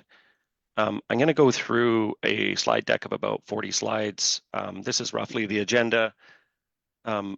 With your blessing, I'll move through fairly quickly. I know you have other items on your closed meeting today, but I'm going to provide opportunity all the way through the slides if anybody wants to stop and ask questions, and also a discussion period at the end of the presentation. Just for your benefit, a little bit who Colliers Project Leaders is. We do typically work with municipalities and folks like yourselves who spend and public dollars. Colliers is not a design firm or an architecture firm. We don't do engineering and we don't do construction. We typically provide third-party services to add capacity and expertise to local government's own capital delivery groups. And so we don't have a vested interest in bidding on further work outside of that owner's representation. I think that's why we come to organizations like yours to provide advice and information when you're seeking to increase your knowledge of the marketplace. We do deliver a lot of core services. Typically, they're services that owners themselves would see themselves delivering or needing to bring in third-party consultants to do the work. And we are significant in Canada. We're the largest owners representative firm in Canada. And so we do have 4 offices here in British Columbia, including in Kelowna, where I'm located today. So as your CAO had requested, I'm going to do a quick overview of the delivery models that are typically used in the construction industry here in British Columbia and in Canada. There are 5 main ones. I'll go through the 3 most common ones fairly quickly and then focus on a couple of the emerging and more collaborative models. But again, feel free to stop me at any point in time and ask questions. Before I get to it, there's a lot of trends in the industry. I think you've seen them yourselves. Certainly others in the marketplace have. One of them is the cost certainty. Since the pandemic, I think primarily there's been a lot of difficulty providing cost certainty in capital delivery. I think consultants and contractors have significant resourcing issues falling out of the pandemic. So for a long time, it was supply chain, lack of availability of materials, and now we're seeing resourcing constraints, which continue to drive up costs. Procurement's also proven to be a pretty big challenge, where typically local governments like yourselves have used stipulated sum or design bid build type methodologies, and the market was pretty familiar with them. As we start to see challenges on costs, we're starting to see new procurement methodologies that are coming into the market, that are being embraced by the market. A a lot of desire to proactively manage your risks. When you see the escalation in the market on capital delivery, trying to proactively manage your risks before you go out to the market. So a lot more planning occurring prior to going out into RFPs and design in the marketplace. And then also, as I'd mentioned before, more focus on collaboration. So we call it a delivery model, but I think in general, there's more focus on collaboration, trying to allow the entire marketplace. So that means your designers and your contractors and your suppliers to sit at the table as you start to plan and try to de-risk your projects. Some of the models that you'll see here that I'll go over today, really starting with design, bid, build, which is your more typical, all the way through to high collaborative alliancing contracts. The original delivery models with design, bid, build, and CM and design, build were a form of risk transference from owners into the industry, where industry was better suited to own that risk. It was also set up to be contractually quite confrontational in the way that it was administered. Starting with the design, bid, build approach, which is also known as a CCDC2 or a stipulated sum, the owner contracts a designer. That designer works through the solution with the owner, and then you put out an RFP or a tender to the market. And typically that tender, the contractor bids on it, and the lowest price would often win. And that was used for a long time. That was advocated by the construction industries. It's still used. It's certainly been used really well by local governments, where you want to really touch and feel your design and have a lot of input into the quality of what you're buying in the marketplace. There is some risk with it. You do transfer the stipulated sum, but any design errors, any omissions, any changes within that project are typically borne by the owner.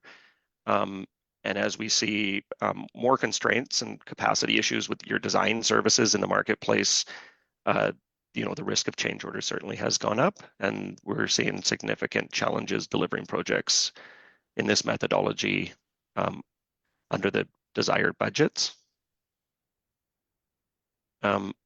You'll see this slide reoccurring through the deck. It really, especially for elected officials, wanting to know when you're going to have certainty in your project pricing. So the cost established bullet here in the slide gives you a bit of an idea on each of the 5 methodologies on when you might be able to lock in a price or have a lot more certainty about your price. In a design, bid, build, you really do go through a lot of your project, all your procurement, all of your design services, all of your costing, before you get to a point where you're pretty certain on what your price is. And that may not be in alignment with what your original budget was. The last part of this is you really don't know your price until you went out to tender, and industry has provided you with their take on the price on the project that you've designed for them. This is important when you're borrowing money through the MFA, or when your staff are bringing you back requests for providing a locked-in budget. An emergent methodology, probably within the last dozen years, was construction management. It really took that model of bringing your contractor to the table early. You still had a separate contract between the design team and the construction manager, but often the construction manager was hired at the same time as your designer. They provided early constructability advice. They would oversee your tendering. They would provide capacity to your organization and carry your administration, your tendering, your financing, so dealing with paying the bills of all the subtrades. So they're a capacity partner, but they're also an advisory service within that front end of the design service. So it allows the architect to throw out ideas, and the contractor or construction manager can talk about what's available in the local market from a supply point of view, or even your trades. So as you design a feature, your construction managers might say, well, we don't really have the maturity of the market to be able to build what you're proposing, and maybe we want to do this. And so it allows those two entities to work together as you work through your design. There's a couple models as agent and at risk. I won't go into the details so much on it.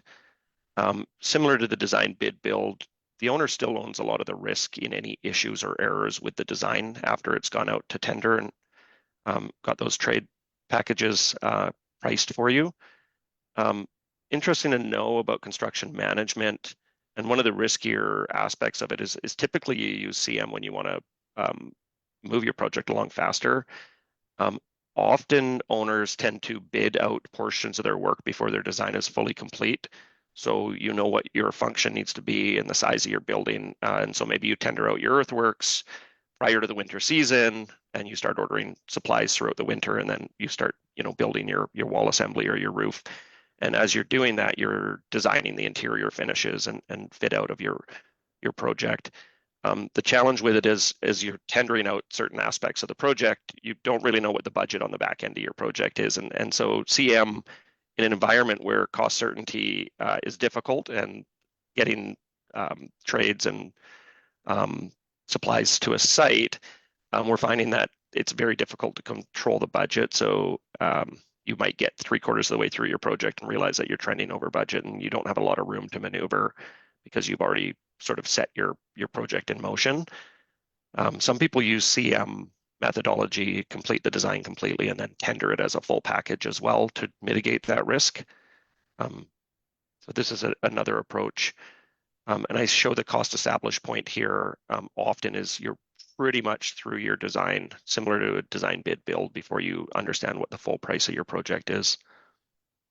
And the third typical, I'd say typical because they're more commonly used and more commonly understood here in British Columbia and by the marketplace, is the design build. Design build was a really nice solution to get earlier cost certainty and transfer a lot of financial risk to the contracting world. You get the architect and contractor to partner up. Your contract's actually with the builder. And so the builder manages your design team, which is nice in one aspect, that they hold them accountable to giving you an efficient design against the budget that's constructible, that the contractor believes they can resource and do within the marketplace. So you do get a lot of innovation from the marketplace when you go with a design build. It's often used in projects where you have a really strong performance specification, like you know that you need to meet a certain requirement, like a water treatment plant has a health requirement or a water quality that you must meet as part of your performance of your contract.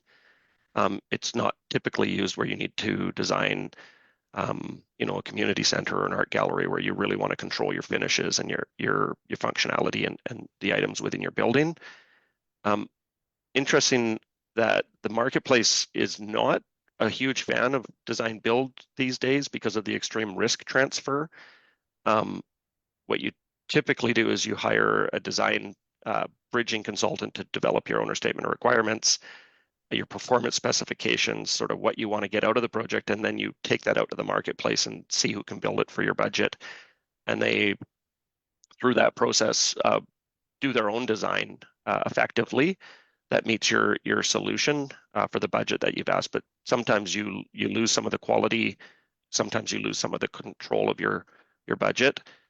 And of the project, the industry is finding that they don't have a risk tolerance to take on that much risk and own that management of the budget inside of projects these days.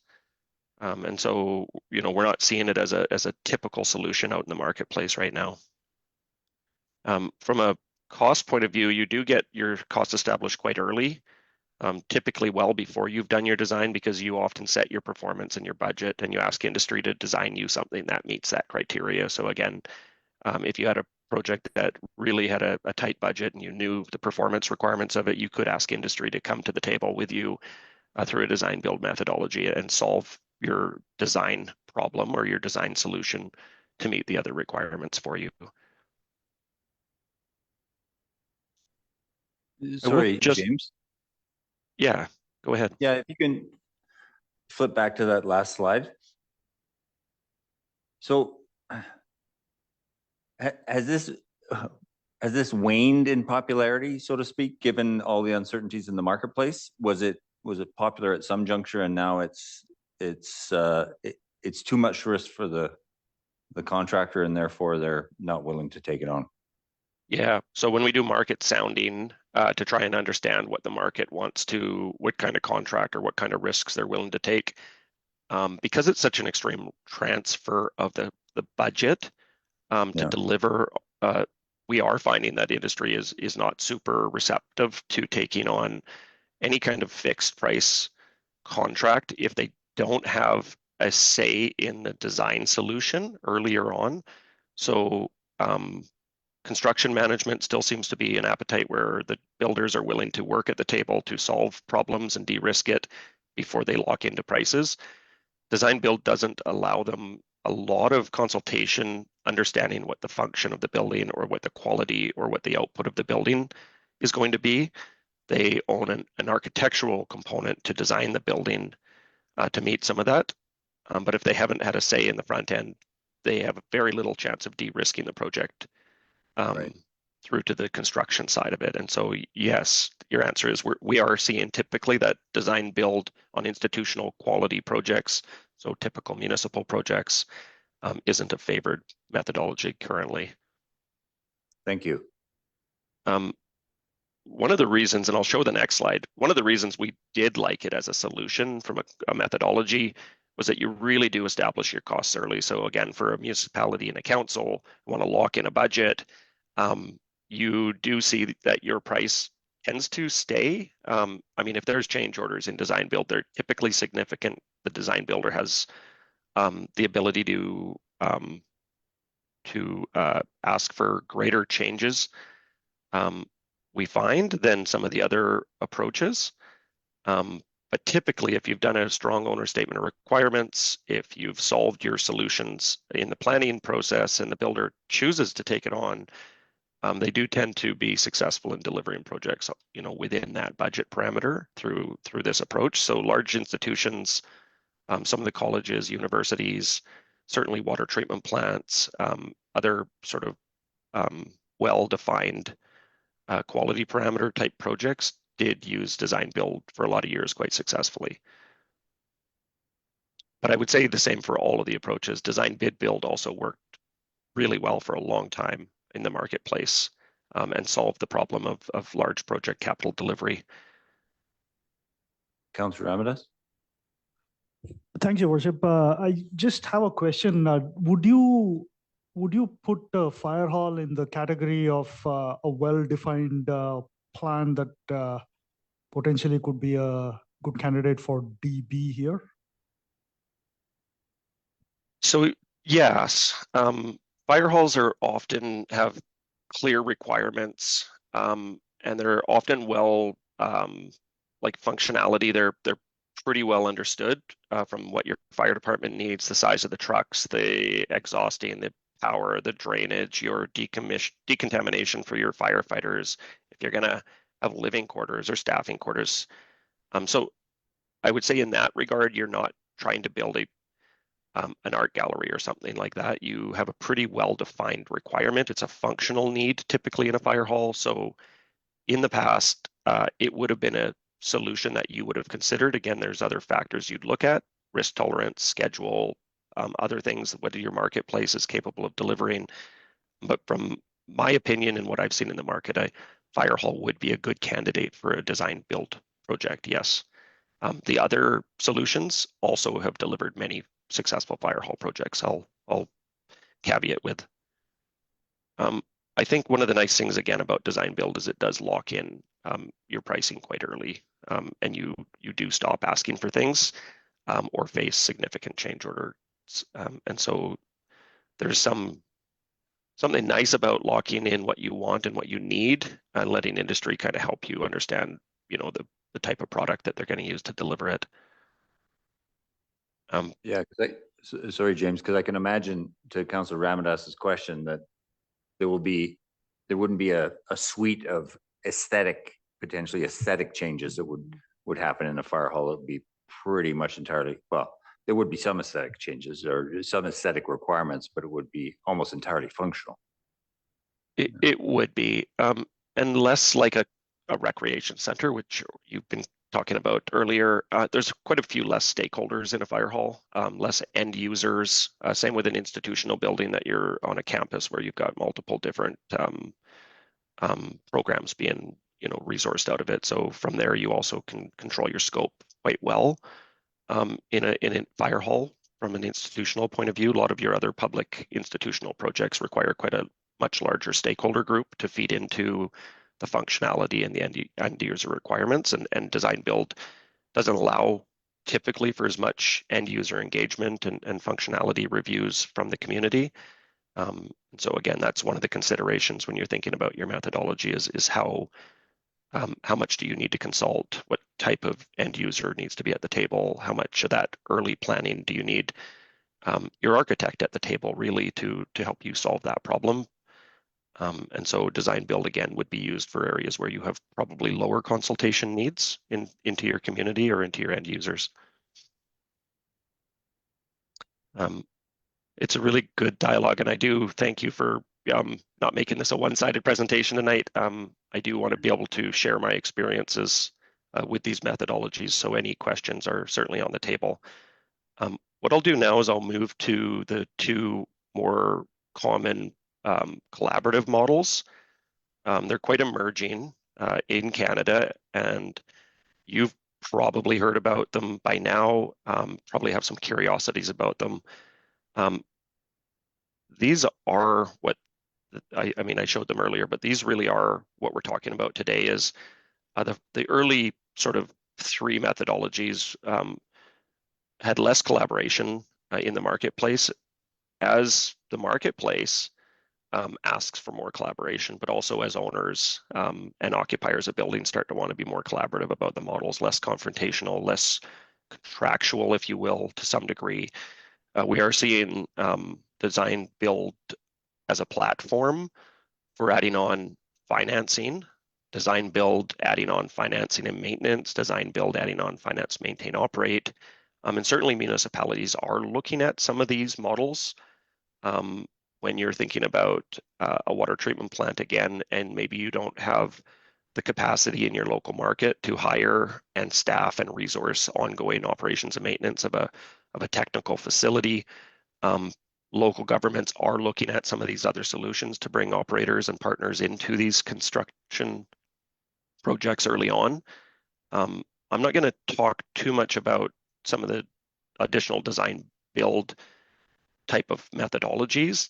We're not seeing them used as much in local government as we are a progressive design build model, as well as an integrated project delivery model. And so I'm going to focus on those two today. Really, my experience over the last number of years has been learning about progressive design build. So I'm quite familiar in this model. And so I can share quite a bit of my own experience delivering projects in this model for local governments here in British Columbia. When we get into IPD, I can share a lot of corporate knowledge. I'm also observing some IPD projects as they go through their cycle currently, but definitely less mature myself as an individual about the IPD model. So progressive design build isn't a form of early contractor involvement like construction management. I actually tell people often that want to learn about it that it's a bit about mashing design build and construction management together, where you hire a collaborative team to solve your design issues early on, but you convert it to a really structured fixed price contract later, as opposed to construction management, which you progressively work through these tender packages to get to a budget, and you own quite a bit of risk. Unlike a typical design build where you do an owner statement of requirements and you go to the market for a design builder and enter into a CCDC 14 with them, in this case, you actually hire your design build team, the proponent that you want to work with all the way through construction, but you hire them in a consulting services agreement or a pre-construction services agreement, which your municipality would have the same when you would hire an architect or an engineer or any of your consultants. And so it's quite an easy contract. It's typically based on a fee for service. This designer and contractor work for you as consultants. And so they're consulting with you to solve your problem, do your engagement, do conceptual designs, work through costing. And so it's less of a fixed type of contract, and it's a lot more flexible in how you work with the market. That design build team actually helps you develop your owner statement of requirements, which is the document that you use to contract against in the CCDC 14. So different than a pure design build where you go away, you develop your owner statement of requirements in isolation, and then you give it to the market to bid on. In this case, you bring the market to the owner statement of requirements, and they help you develop it. And by that, they help themselves de-risk it from a pricing point of view. So they've helped you with the solution.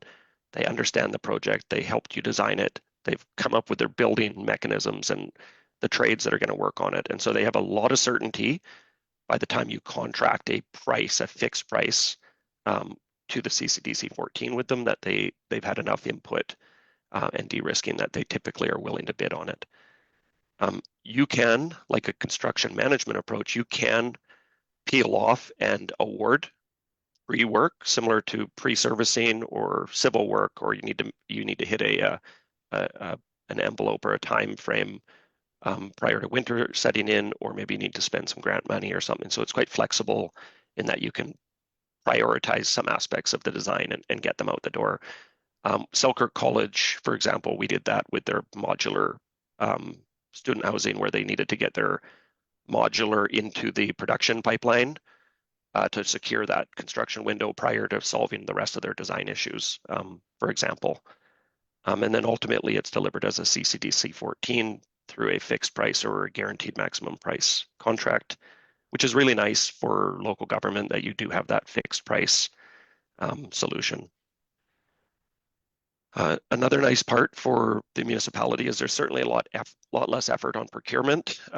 Design build itself is quite a laborious procurement exercise, and it runs for quite a long period of time, months, in that you do multiple procurements. And because it's in a procurement phase, there's risk of talking to your partners about some of the items in the RFP that they're bidding on. So this does save you money and time. So it's really nice that you can get your project out the door quite a bit quicker typically.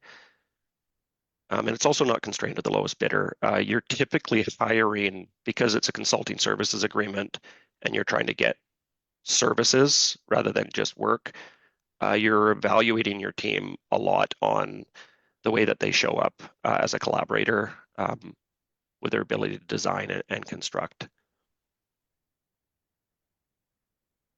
We typically do progressive design build in 2 phases. So as I described, the first phase would really be a service agreement or a pre-construction agreement, which your municipality would typically already have and use and be vetted by your legal. So it wouldn't need much for modification to be able to go out right away, which is another thing I like about progressive design build is your current tools, your current workforce, all of your current supplementary conditions and other items that you have in your procurement tool set already work with progressive design build quite well. And then the second phase, once everybody's agreed on the quality, the cost, the schedule of the building, then you execute a CCDC 14, authorize the construction budget, and construction can move forward fairly quickly. I won't go through this slide. It's just the steps of progressive design build, but I've described them quite well so far. And the slide that you're familiar with now gives you a bit of an idea of where you establish cost certainty in the process. So again, planning your procurement, and then your development of preliminary design and some of your design development that make up your owner statement of requirements. I've seen some municipal projects get a fixed price contract attached to them and start construction at 30% design development and construction documents, which is really early on in a process. And I've seen some of these progressive design builds go all the way through to 100% design, where it's a bit more complex or a bit more challenging to solve the design solution. And the contractor wants to have a very firm market price before they lock into that price. So depending on the type of project and the market you're in, there are some advantages to being able to streamline your project to move through the schedule quite quickly. And James, sorry, just reflecting on Councillor Ramanas's earlier question, where on that timeline would a fire hall sit in terms of determining a level of design, and then in your mind or your experience, a level of design where we have a sort of a hard cost, we know what the cost would be? What I advise typically is to take it to about 60% in your budgeting and in your RFP is that your expectation is your design team would take it to a 60% design solution to give everybody enough time to consult and validate. Within that, though, because it's a consulting services agreement, you can pivot and move either direction quite easily by reducing or increasing that scope of work for them. So that I typically say 60 or 70% gives you a safe runway, though. Thank you. I've added some lessons learned to this one because it is an emerging solution. So just we are trying to track lessons within the procurement, and I think the thing to recognize is it's called progressive. It is changing, so it's less structured than what you've seen maybe in the other 3 previous methodologies. People are using this solution in different ways in the market, and it seems like constantly progressing on the collaborative part on the front end, how to really get the best out of this team and this approach to work together. And so what we're finding is actually leveraging some of the integrated project delivery fundamentals around coaching, lean construction, targeted design, value-based design, getting through big cost drivers early by using facilitators inside of that design and construction sort of constructability process, which hasn't been typical of those other 3 methodologies in the past. So some really interesting ways that owners are using this methodology to solve their problems.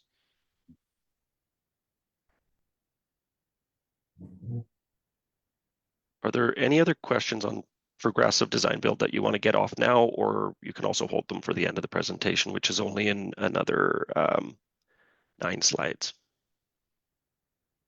Just on the progressive design build, that owners are using it. You said sort of your closing statement was owners are using it sort of this more collaborative process to manage their risk, but presumably the agents and construction companies and like everybody's engaged, and because it's more collaborative, everybody is sort of sharing one.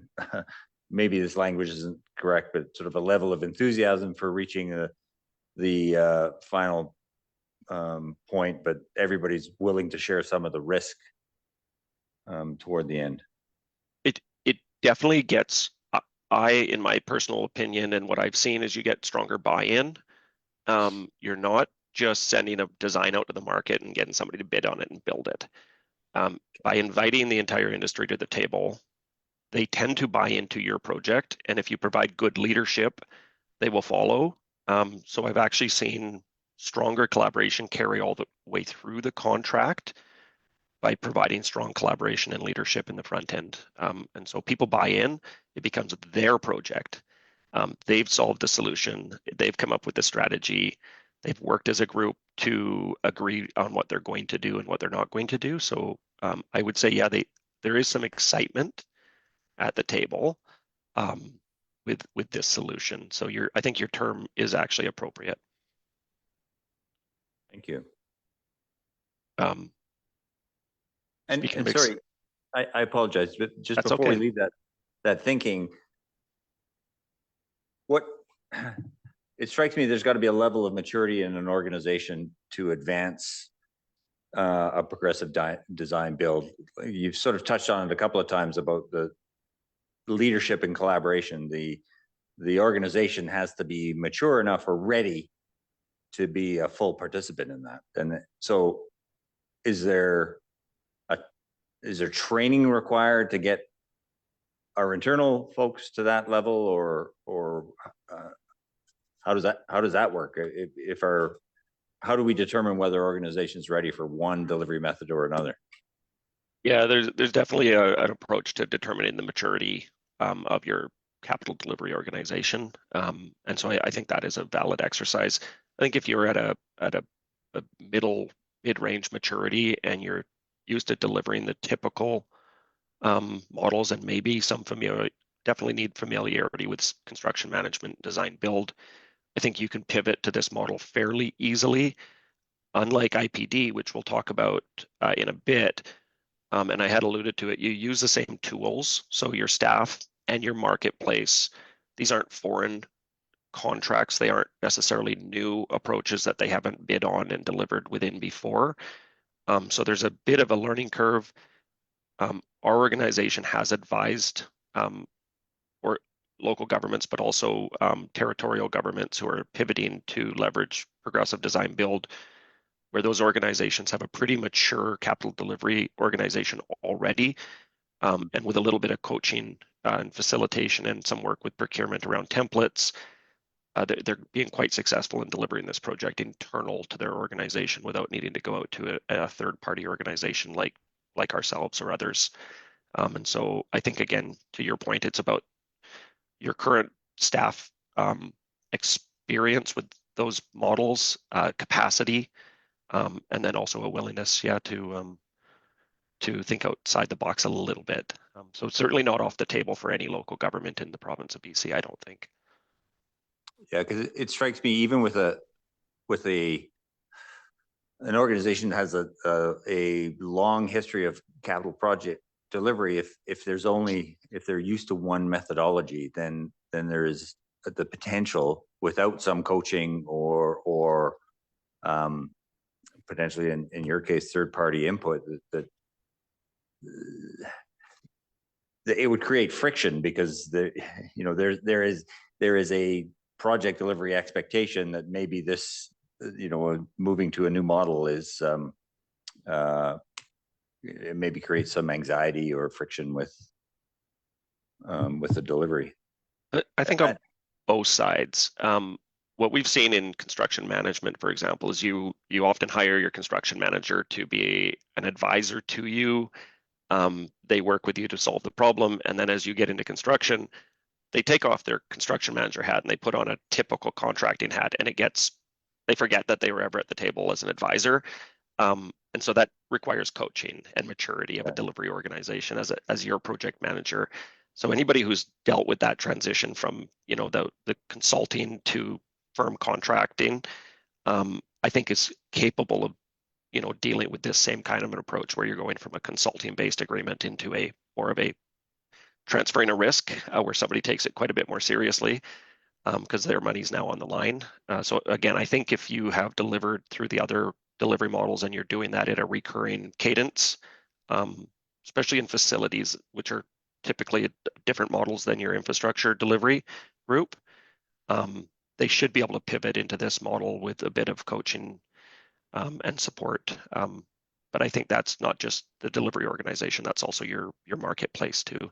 And that's where your market sounding would be a benefit, to go out into the market and just understand if the market is ready for this, if they'd be willing to bid on your project or projects, as well, just to make sure you're not developing a new methodology, going out to the market and then having nobody show up, which I don't think would be the case. What we found through market soundings in other smaller municipalities, and throughout the Kootenays as well, is that you're getting a pretty good appetite from the local market to participate in progressive design build. So I won't speak specifically Fernie or the Elk Valley, but some of your neighboring communities have been using it and seeing the market show up. Thank you. So integrated project delivery does take it to another level. It really is about sharing the risk and reward on the project. It also shares the project management. So the capacity of that organization that you build self-delivers a lot of the work as an organization. So you're basically forming a delivery organization through shared contract, where everybody is a signatory, and everybody agrees to the ground rules and works towards advancing the project forward. And so you do, bring in a multidisciplinary team. The key points are that the profits are truly at the center of the table. So you do strip down, you effectively pay everybody on a time and materials basis with all of their overhead and profit pulled out of it. And you put that profit aside, and it sits in a pool that they can either make or not make, depending on how confident that team is in the design solution that they're going to work towards for you, which is really interesting. some of that money can be released at milestones through the project, the profit, to keep organizations cash flowed and healthy and surviving. And I'll get into a slide towards the end of it that talks about that profit sharing pool and how it works a little bit more. There's a visual that I think will help everybody understand it a little bit more. Their other key point around James, integrated. Yeah, Yeah. I have a question, Councillor Oh, Ramirez. great. Go ahead. Thanks, Your Worship. Just in terms of this profit pool that you were talking about, James, does that create a lot of administrative burden on the staff or whoever else is your sort of a third party sort of gatekeeper here? Yes. Short answer is it creates a fair administrative burden. Almost an auditing function is required within the organization that you're building. It's often done by the organization itself, though, so not necessarily an additional burden to your organization. There are third parties that can do it as well, but it does. I think in general, IPD is a more fulsome organization that requires a lot more effort into the front end and how you set it up. So you're not having multiple different organizations. And that's sort of the lean concept as you're taking all these organizations and you're forming a team that leverages the best of each of those organizations to do that administration, to do that auditing, to do the schedule development, to do the tendering. That organization uses each of the others who are best suited to do a certain task to do it rather than duplicate it within each of them, which starts to create efficiencies for your project, which allows you to take advantage of that scale and the partnership that you're putting together. The idea is to validate a target cost. And so you as an owner would typically still do your business case. You might do your feasibility study. You'd understand what you're doing and why you're doing it and sort of what your cost threshold is. Once you bring an integrated project delivery team to the table, they're going to analyze what your needs are and what you've done. They might do some of that work for you to finish it off to get it to a maturity that they need. And then through their early start of the process, they're going to validate that they as a group believe they can meet your intended need from a quality and cost point of view. If they don't think they can validate it, that team goes away and your project fails, if you will, but it fails without having run over budget. It fails without having spent a significant amount of money and put yourselves into a difficult situation. And so it's a really nice solution to get a really strong group of people together early on and pull apart your project and work through a number of design solutions and iterations that are going to feel very comfortable saying yes and signing on to the next phase of the contract once they've validated your project. I don't know if it's in here, but there's some pretty significant stats around success metrics using an integrated project delivery. I think there's also some metrics about the scale of the project that you're going to want to consider it for. At one point, and I'm not sure if that number is still being floated around, but there was between 25 and $50 million was about the size that you would want to start at because of the additional administrative sort of burden that you put on the project to make sure that you set it up properly in terms of having big rooms, having staff committed to a project, and other items that do increase some of the costs of the project in the early part. IPD is one of the earliest cost certainty sort of schedule points that you can get in all the different methodologies. Really, it's because you're not progressing your design to a level of detail like you do in the other methodologies before you get your costing in. Your costing is being constantly driven as you do your design iterations, as you validate throughout the first portion of the project. And so your baseline schedule and target cost commitment is set quite early in the project, or like I say, the team disbands and they go away and you don't have a project, but you also haven't gone into debt. Mm-hmm. Lean is a big part of IPD, and so you are using typically a facilitator, a lean type facilitator, similar to progressive design build, but at a more intentional scale to optimize the team, to leverage them, and using new tools such as target cost design and some of the scheduling processes, to not think in terms of individual trades doing a trade package inside of a schedule, but understanding workflow and supply chain inputs better into your overall schedule than just a general contractor scheduling by convenience or against a critical path. Some of the lean demonstration have been able to exceed schedules by 3 times just by integrating and reducing waste inside of the administrative process of typical contracting models. One of the nice things, it's a single contract. So from an administrative point of view, you don't have multiple contracts and contract administrators. You really do look to use creativity to drive up your quality and drive down costs all the way through the project. And you do that by leveraging real-time costing, but also by bringing significant trades as signatories to the table. So your mechanical, your electrical, again, depending on the type of building you're doing, you might have glazing, you might have envelope. They all might be at the table helping you design the project, where typically you wouldn't have that level of involvement from the trades and the supply chain to help you understand what they can get, when they can get it, when it might fit into your schedule, when it might not, so that you can pivot your design based on real-time scenarios from the marketplace. The team all jointly manages the risk on the project, and they adapt to it to ensure your commitments are achieved. There are challenges to IPD. It was brought up by one of the councillors tonight. There's certainly a higher level of participation expected by the owner, especially in the first phase during validation. Because you're pivoting your design and you're making real-time design solutions, you need the owner at the table with authority to accept those design changes. You must be prepared to do significant IPD readiness preparation. So in Kelowna, the Parkinson's Rec Center redevelopment, which they're going through right now, we worked with them for over a year, as well as other third parties and legal, to help their organization be ready to deliver an IPD project.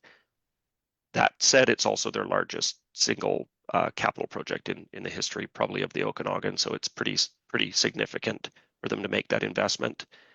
They also have a desire to leverage the integrated design process more broadly across their capital portfolio. So they're willing to invest into it and into the marketplace over a long horizon.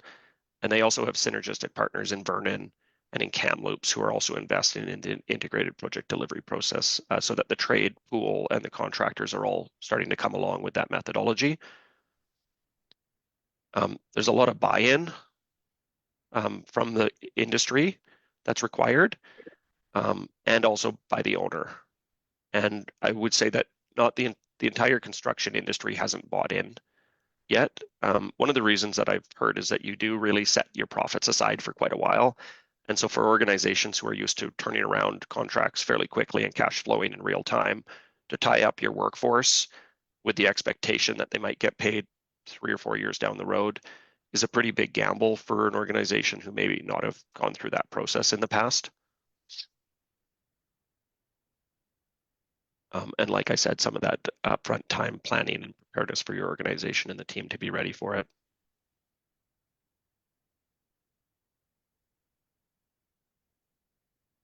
So here's a look at the shared costing model.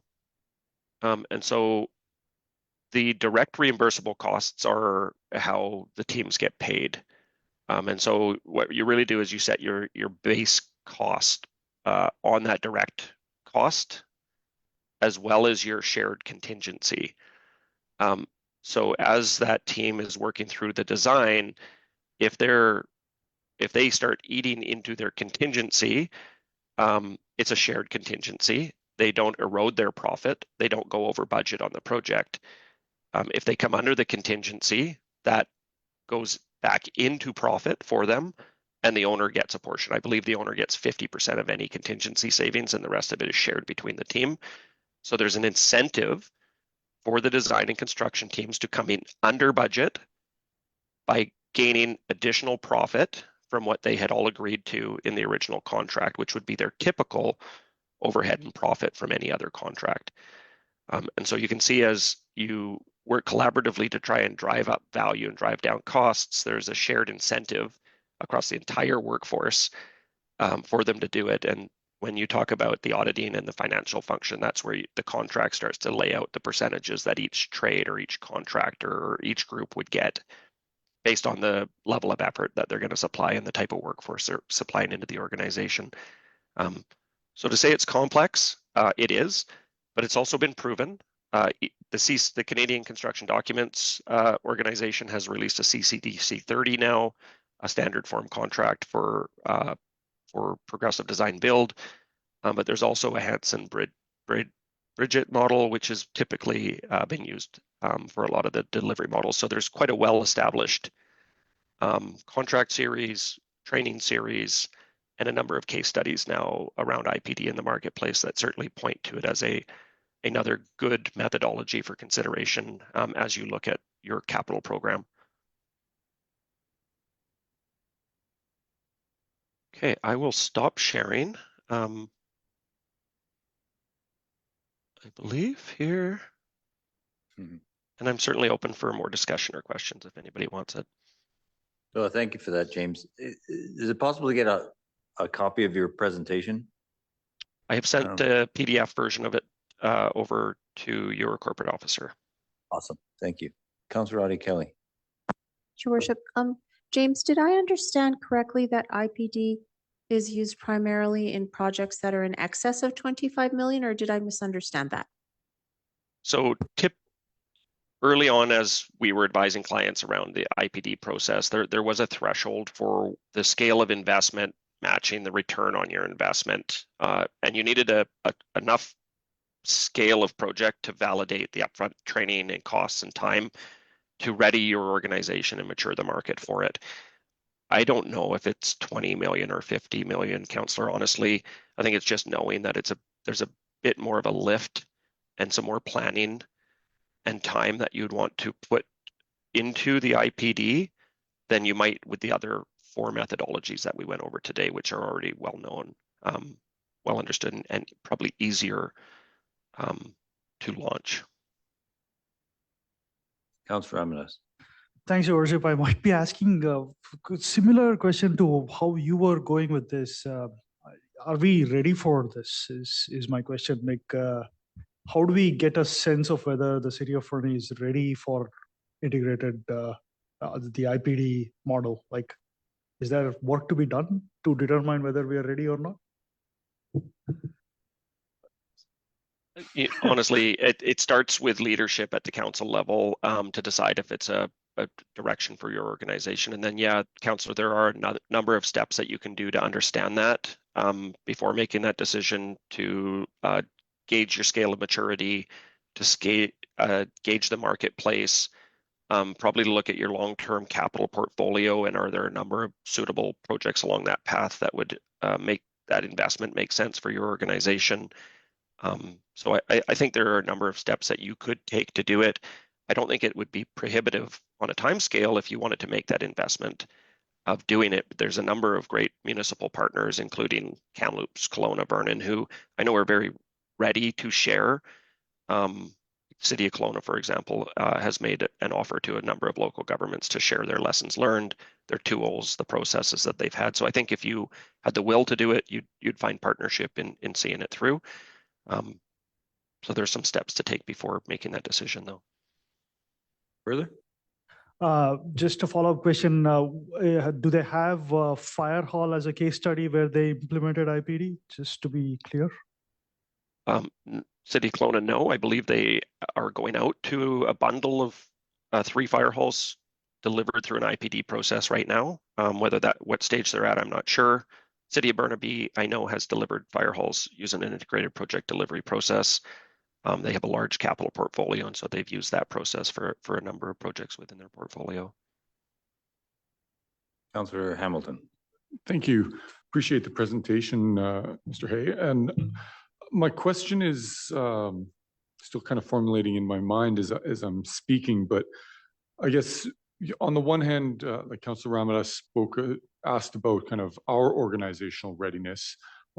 I'm thinking more from the building community readiness, and whether or not our staff have a sense of the local build community, or perhaps to you, what sort of geographic distance are companies willing to travel for kind of more of an IPD type project? Or I guess the question is, in your opinion, are we needing to look at like an Elk Valley or East Kootenay pool of construction contractor partners, or would the build community from the Okanagan or further afield be attracted to a project like this to be able to come into Fernie to build a fire hall specifically?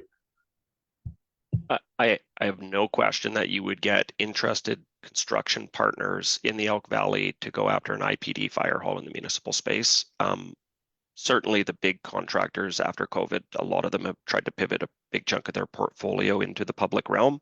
The private sector didn't work very well for them during COVID.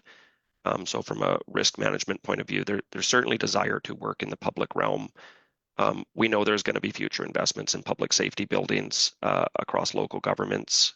We see the nod from higher levels of government and the public sentiment that public safety is moving to the top of the agenda. And IPD, there are a number of organizations that want to be leaders in this space. So you would definitely get industry looking at your project. They, however, would need to rely on your local market to deliver it. And so I think that's where the pinch is that you still need to require local trades and local suppliers in the local marketplace and your local designers to be able to provide services into that organization that ultimately takes that work on. So it's still a challenge. The Kootenays doesn't see significant capital investment in smaller municipalities at scale to drive and develop a marketplace like the size of the Okanagan or certainly the larger jurisdiction. So I think your capacity in the market is challenging for any capital projects that you do. Yeah, not least of all, because as you described it, James, everybody shares the risk, so everybody sort of shares the delay, if you will, in terms of being paid out ultimately. Does that, because that would really affect some of the smaller contractors who are used to more regular cash flow to keep themselves literally afloat. If they had to wait until the project was delivered to get paid out, that would. So we're certainly seeing milestone payments inside of the IPD approach for that reason. I think the profit still sits at the back end of your books, but you certainly seem to have enough to cover your overhead and your expenses to keep the lights on. So if you've got other work cash flowing but I do think for organizations that like to see that sure profit on their books based on a firm contract, IPD may still be a challenge for some of the smaller providers.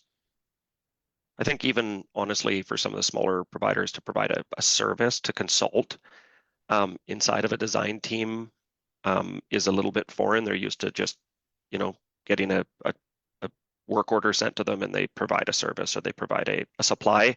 And that's what their organizations are suited to do. And so low maturity small businesses may even struggle to understand how to participate, honestly, until they've matured into it a little bit.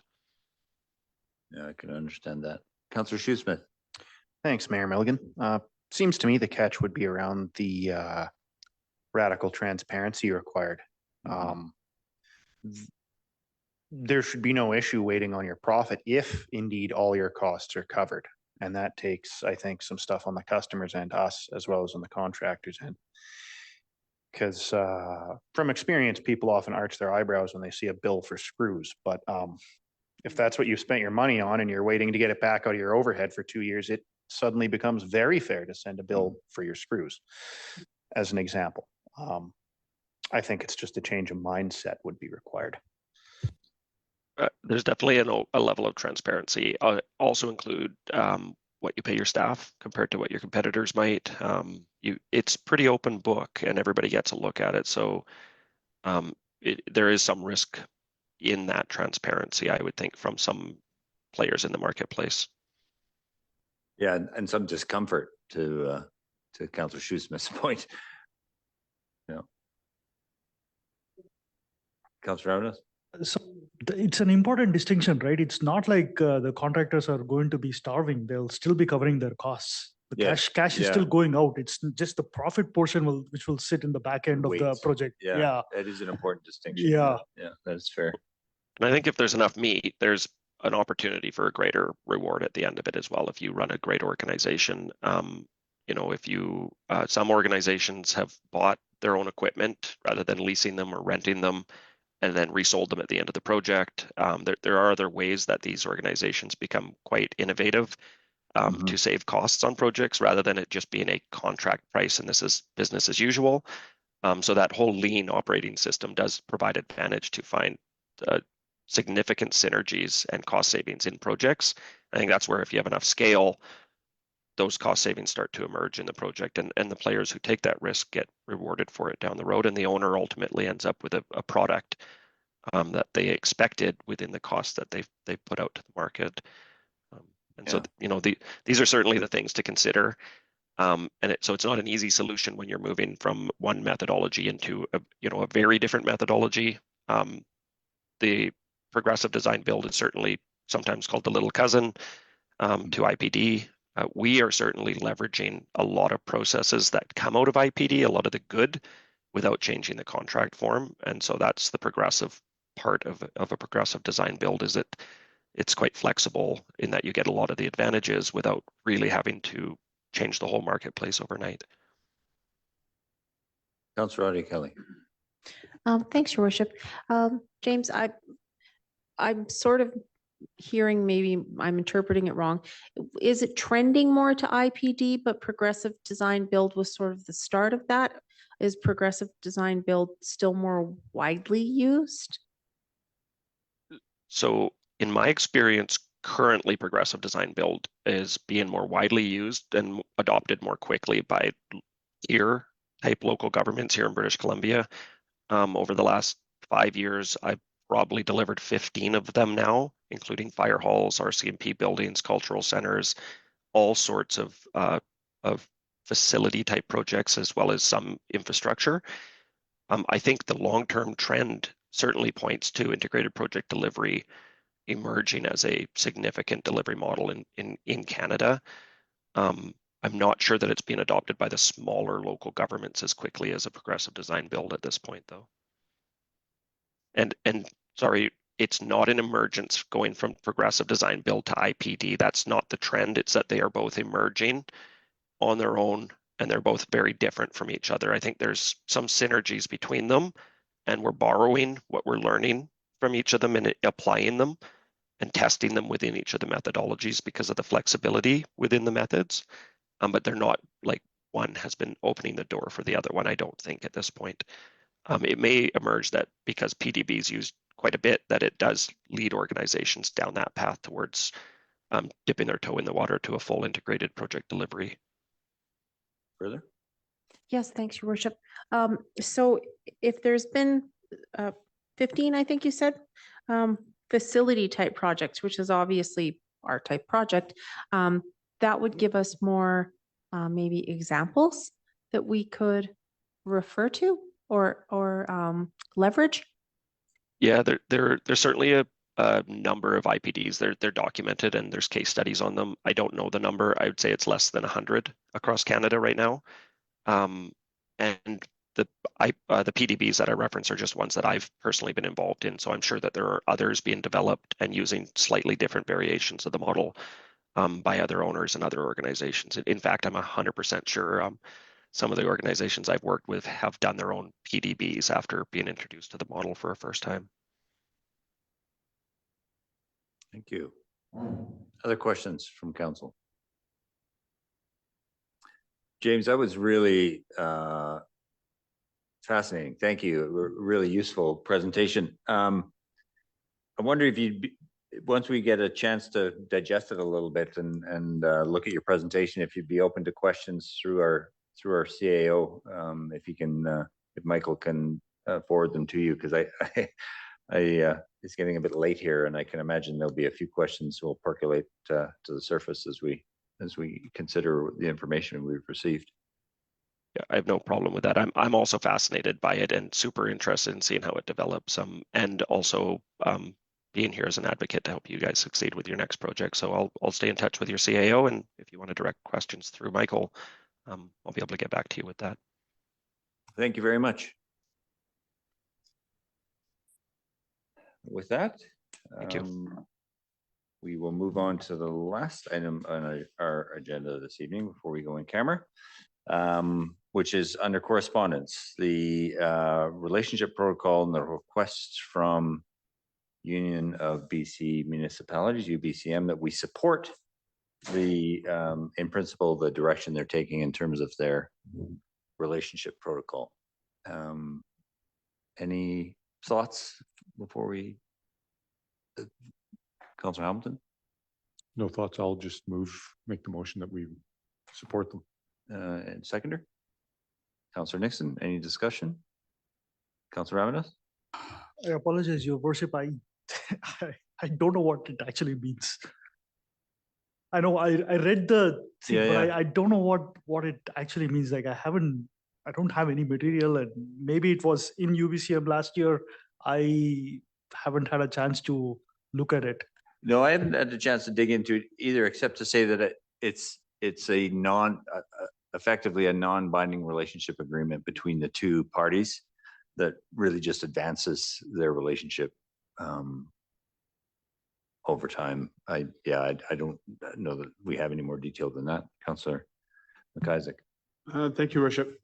Does it? And I'm not even being facetious asking that, because the letter talks about establishing a formalized relationship and says, but it's not replacing their current existing longstanding relationship protocol with them. So is this another one in addition to the one that they already have? Is it different somehow than the one that's already there? It's actually a fair question. Not very clear to me. Yeah. No. I mean, don't get me wrong. I support the relationship development, UBCM, municipalities, First Nations, across the board, but it's not very clear to me what the difference is between the new thing and the old thing. Yeah, and I think that's fair. It's quite vague. Certainly the conversation around the regional district table as well. Yeah, and I can't shed any more light on it except through personal experience. Relationships typically start with a memorandum of understanding that say, okay, we'll work together, and then that progresses through things like relationship agreement that more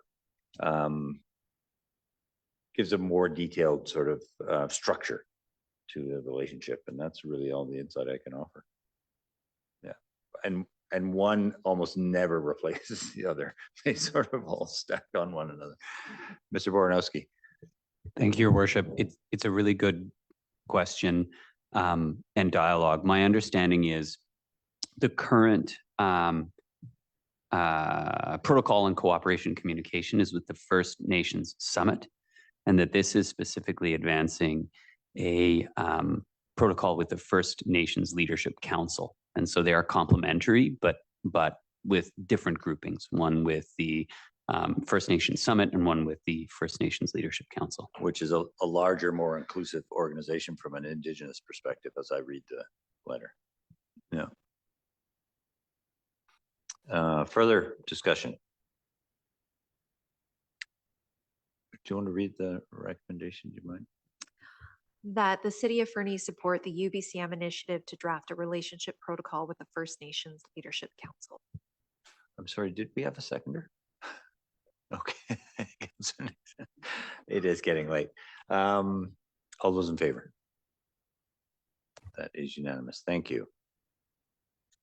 And with that, I'll ask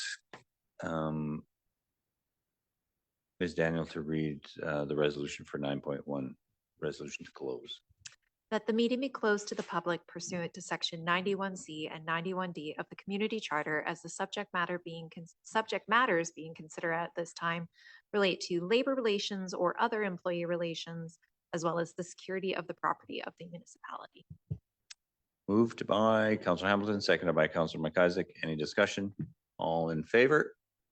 Thank you, and thank you everybody for joining us this evening, and we are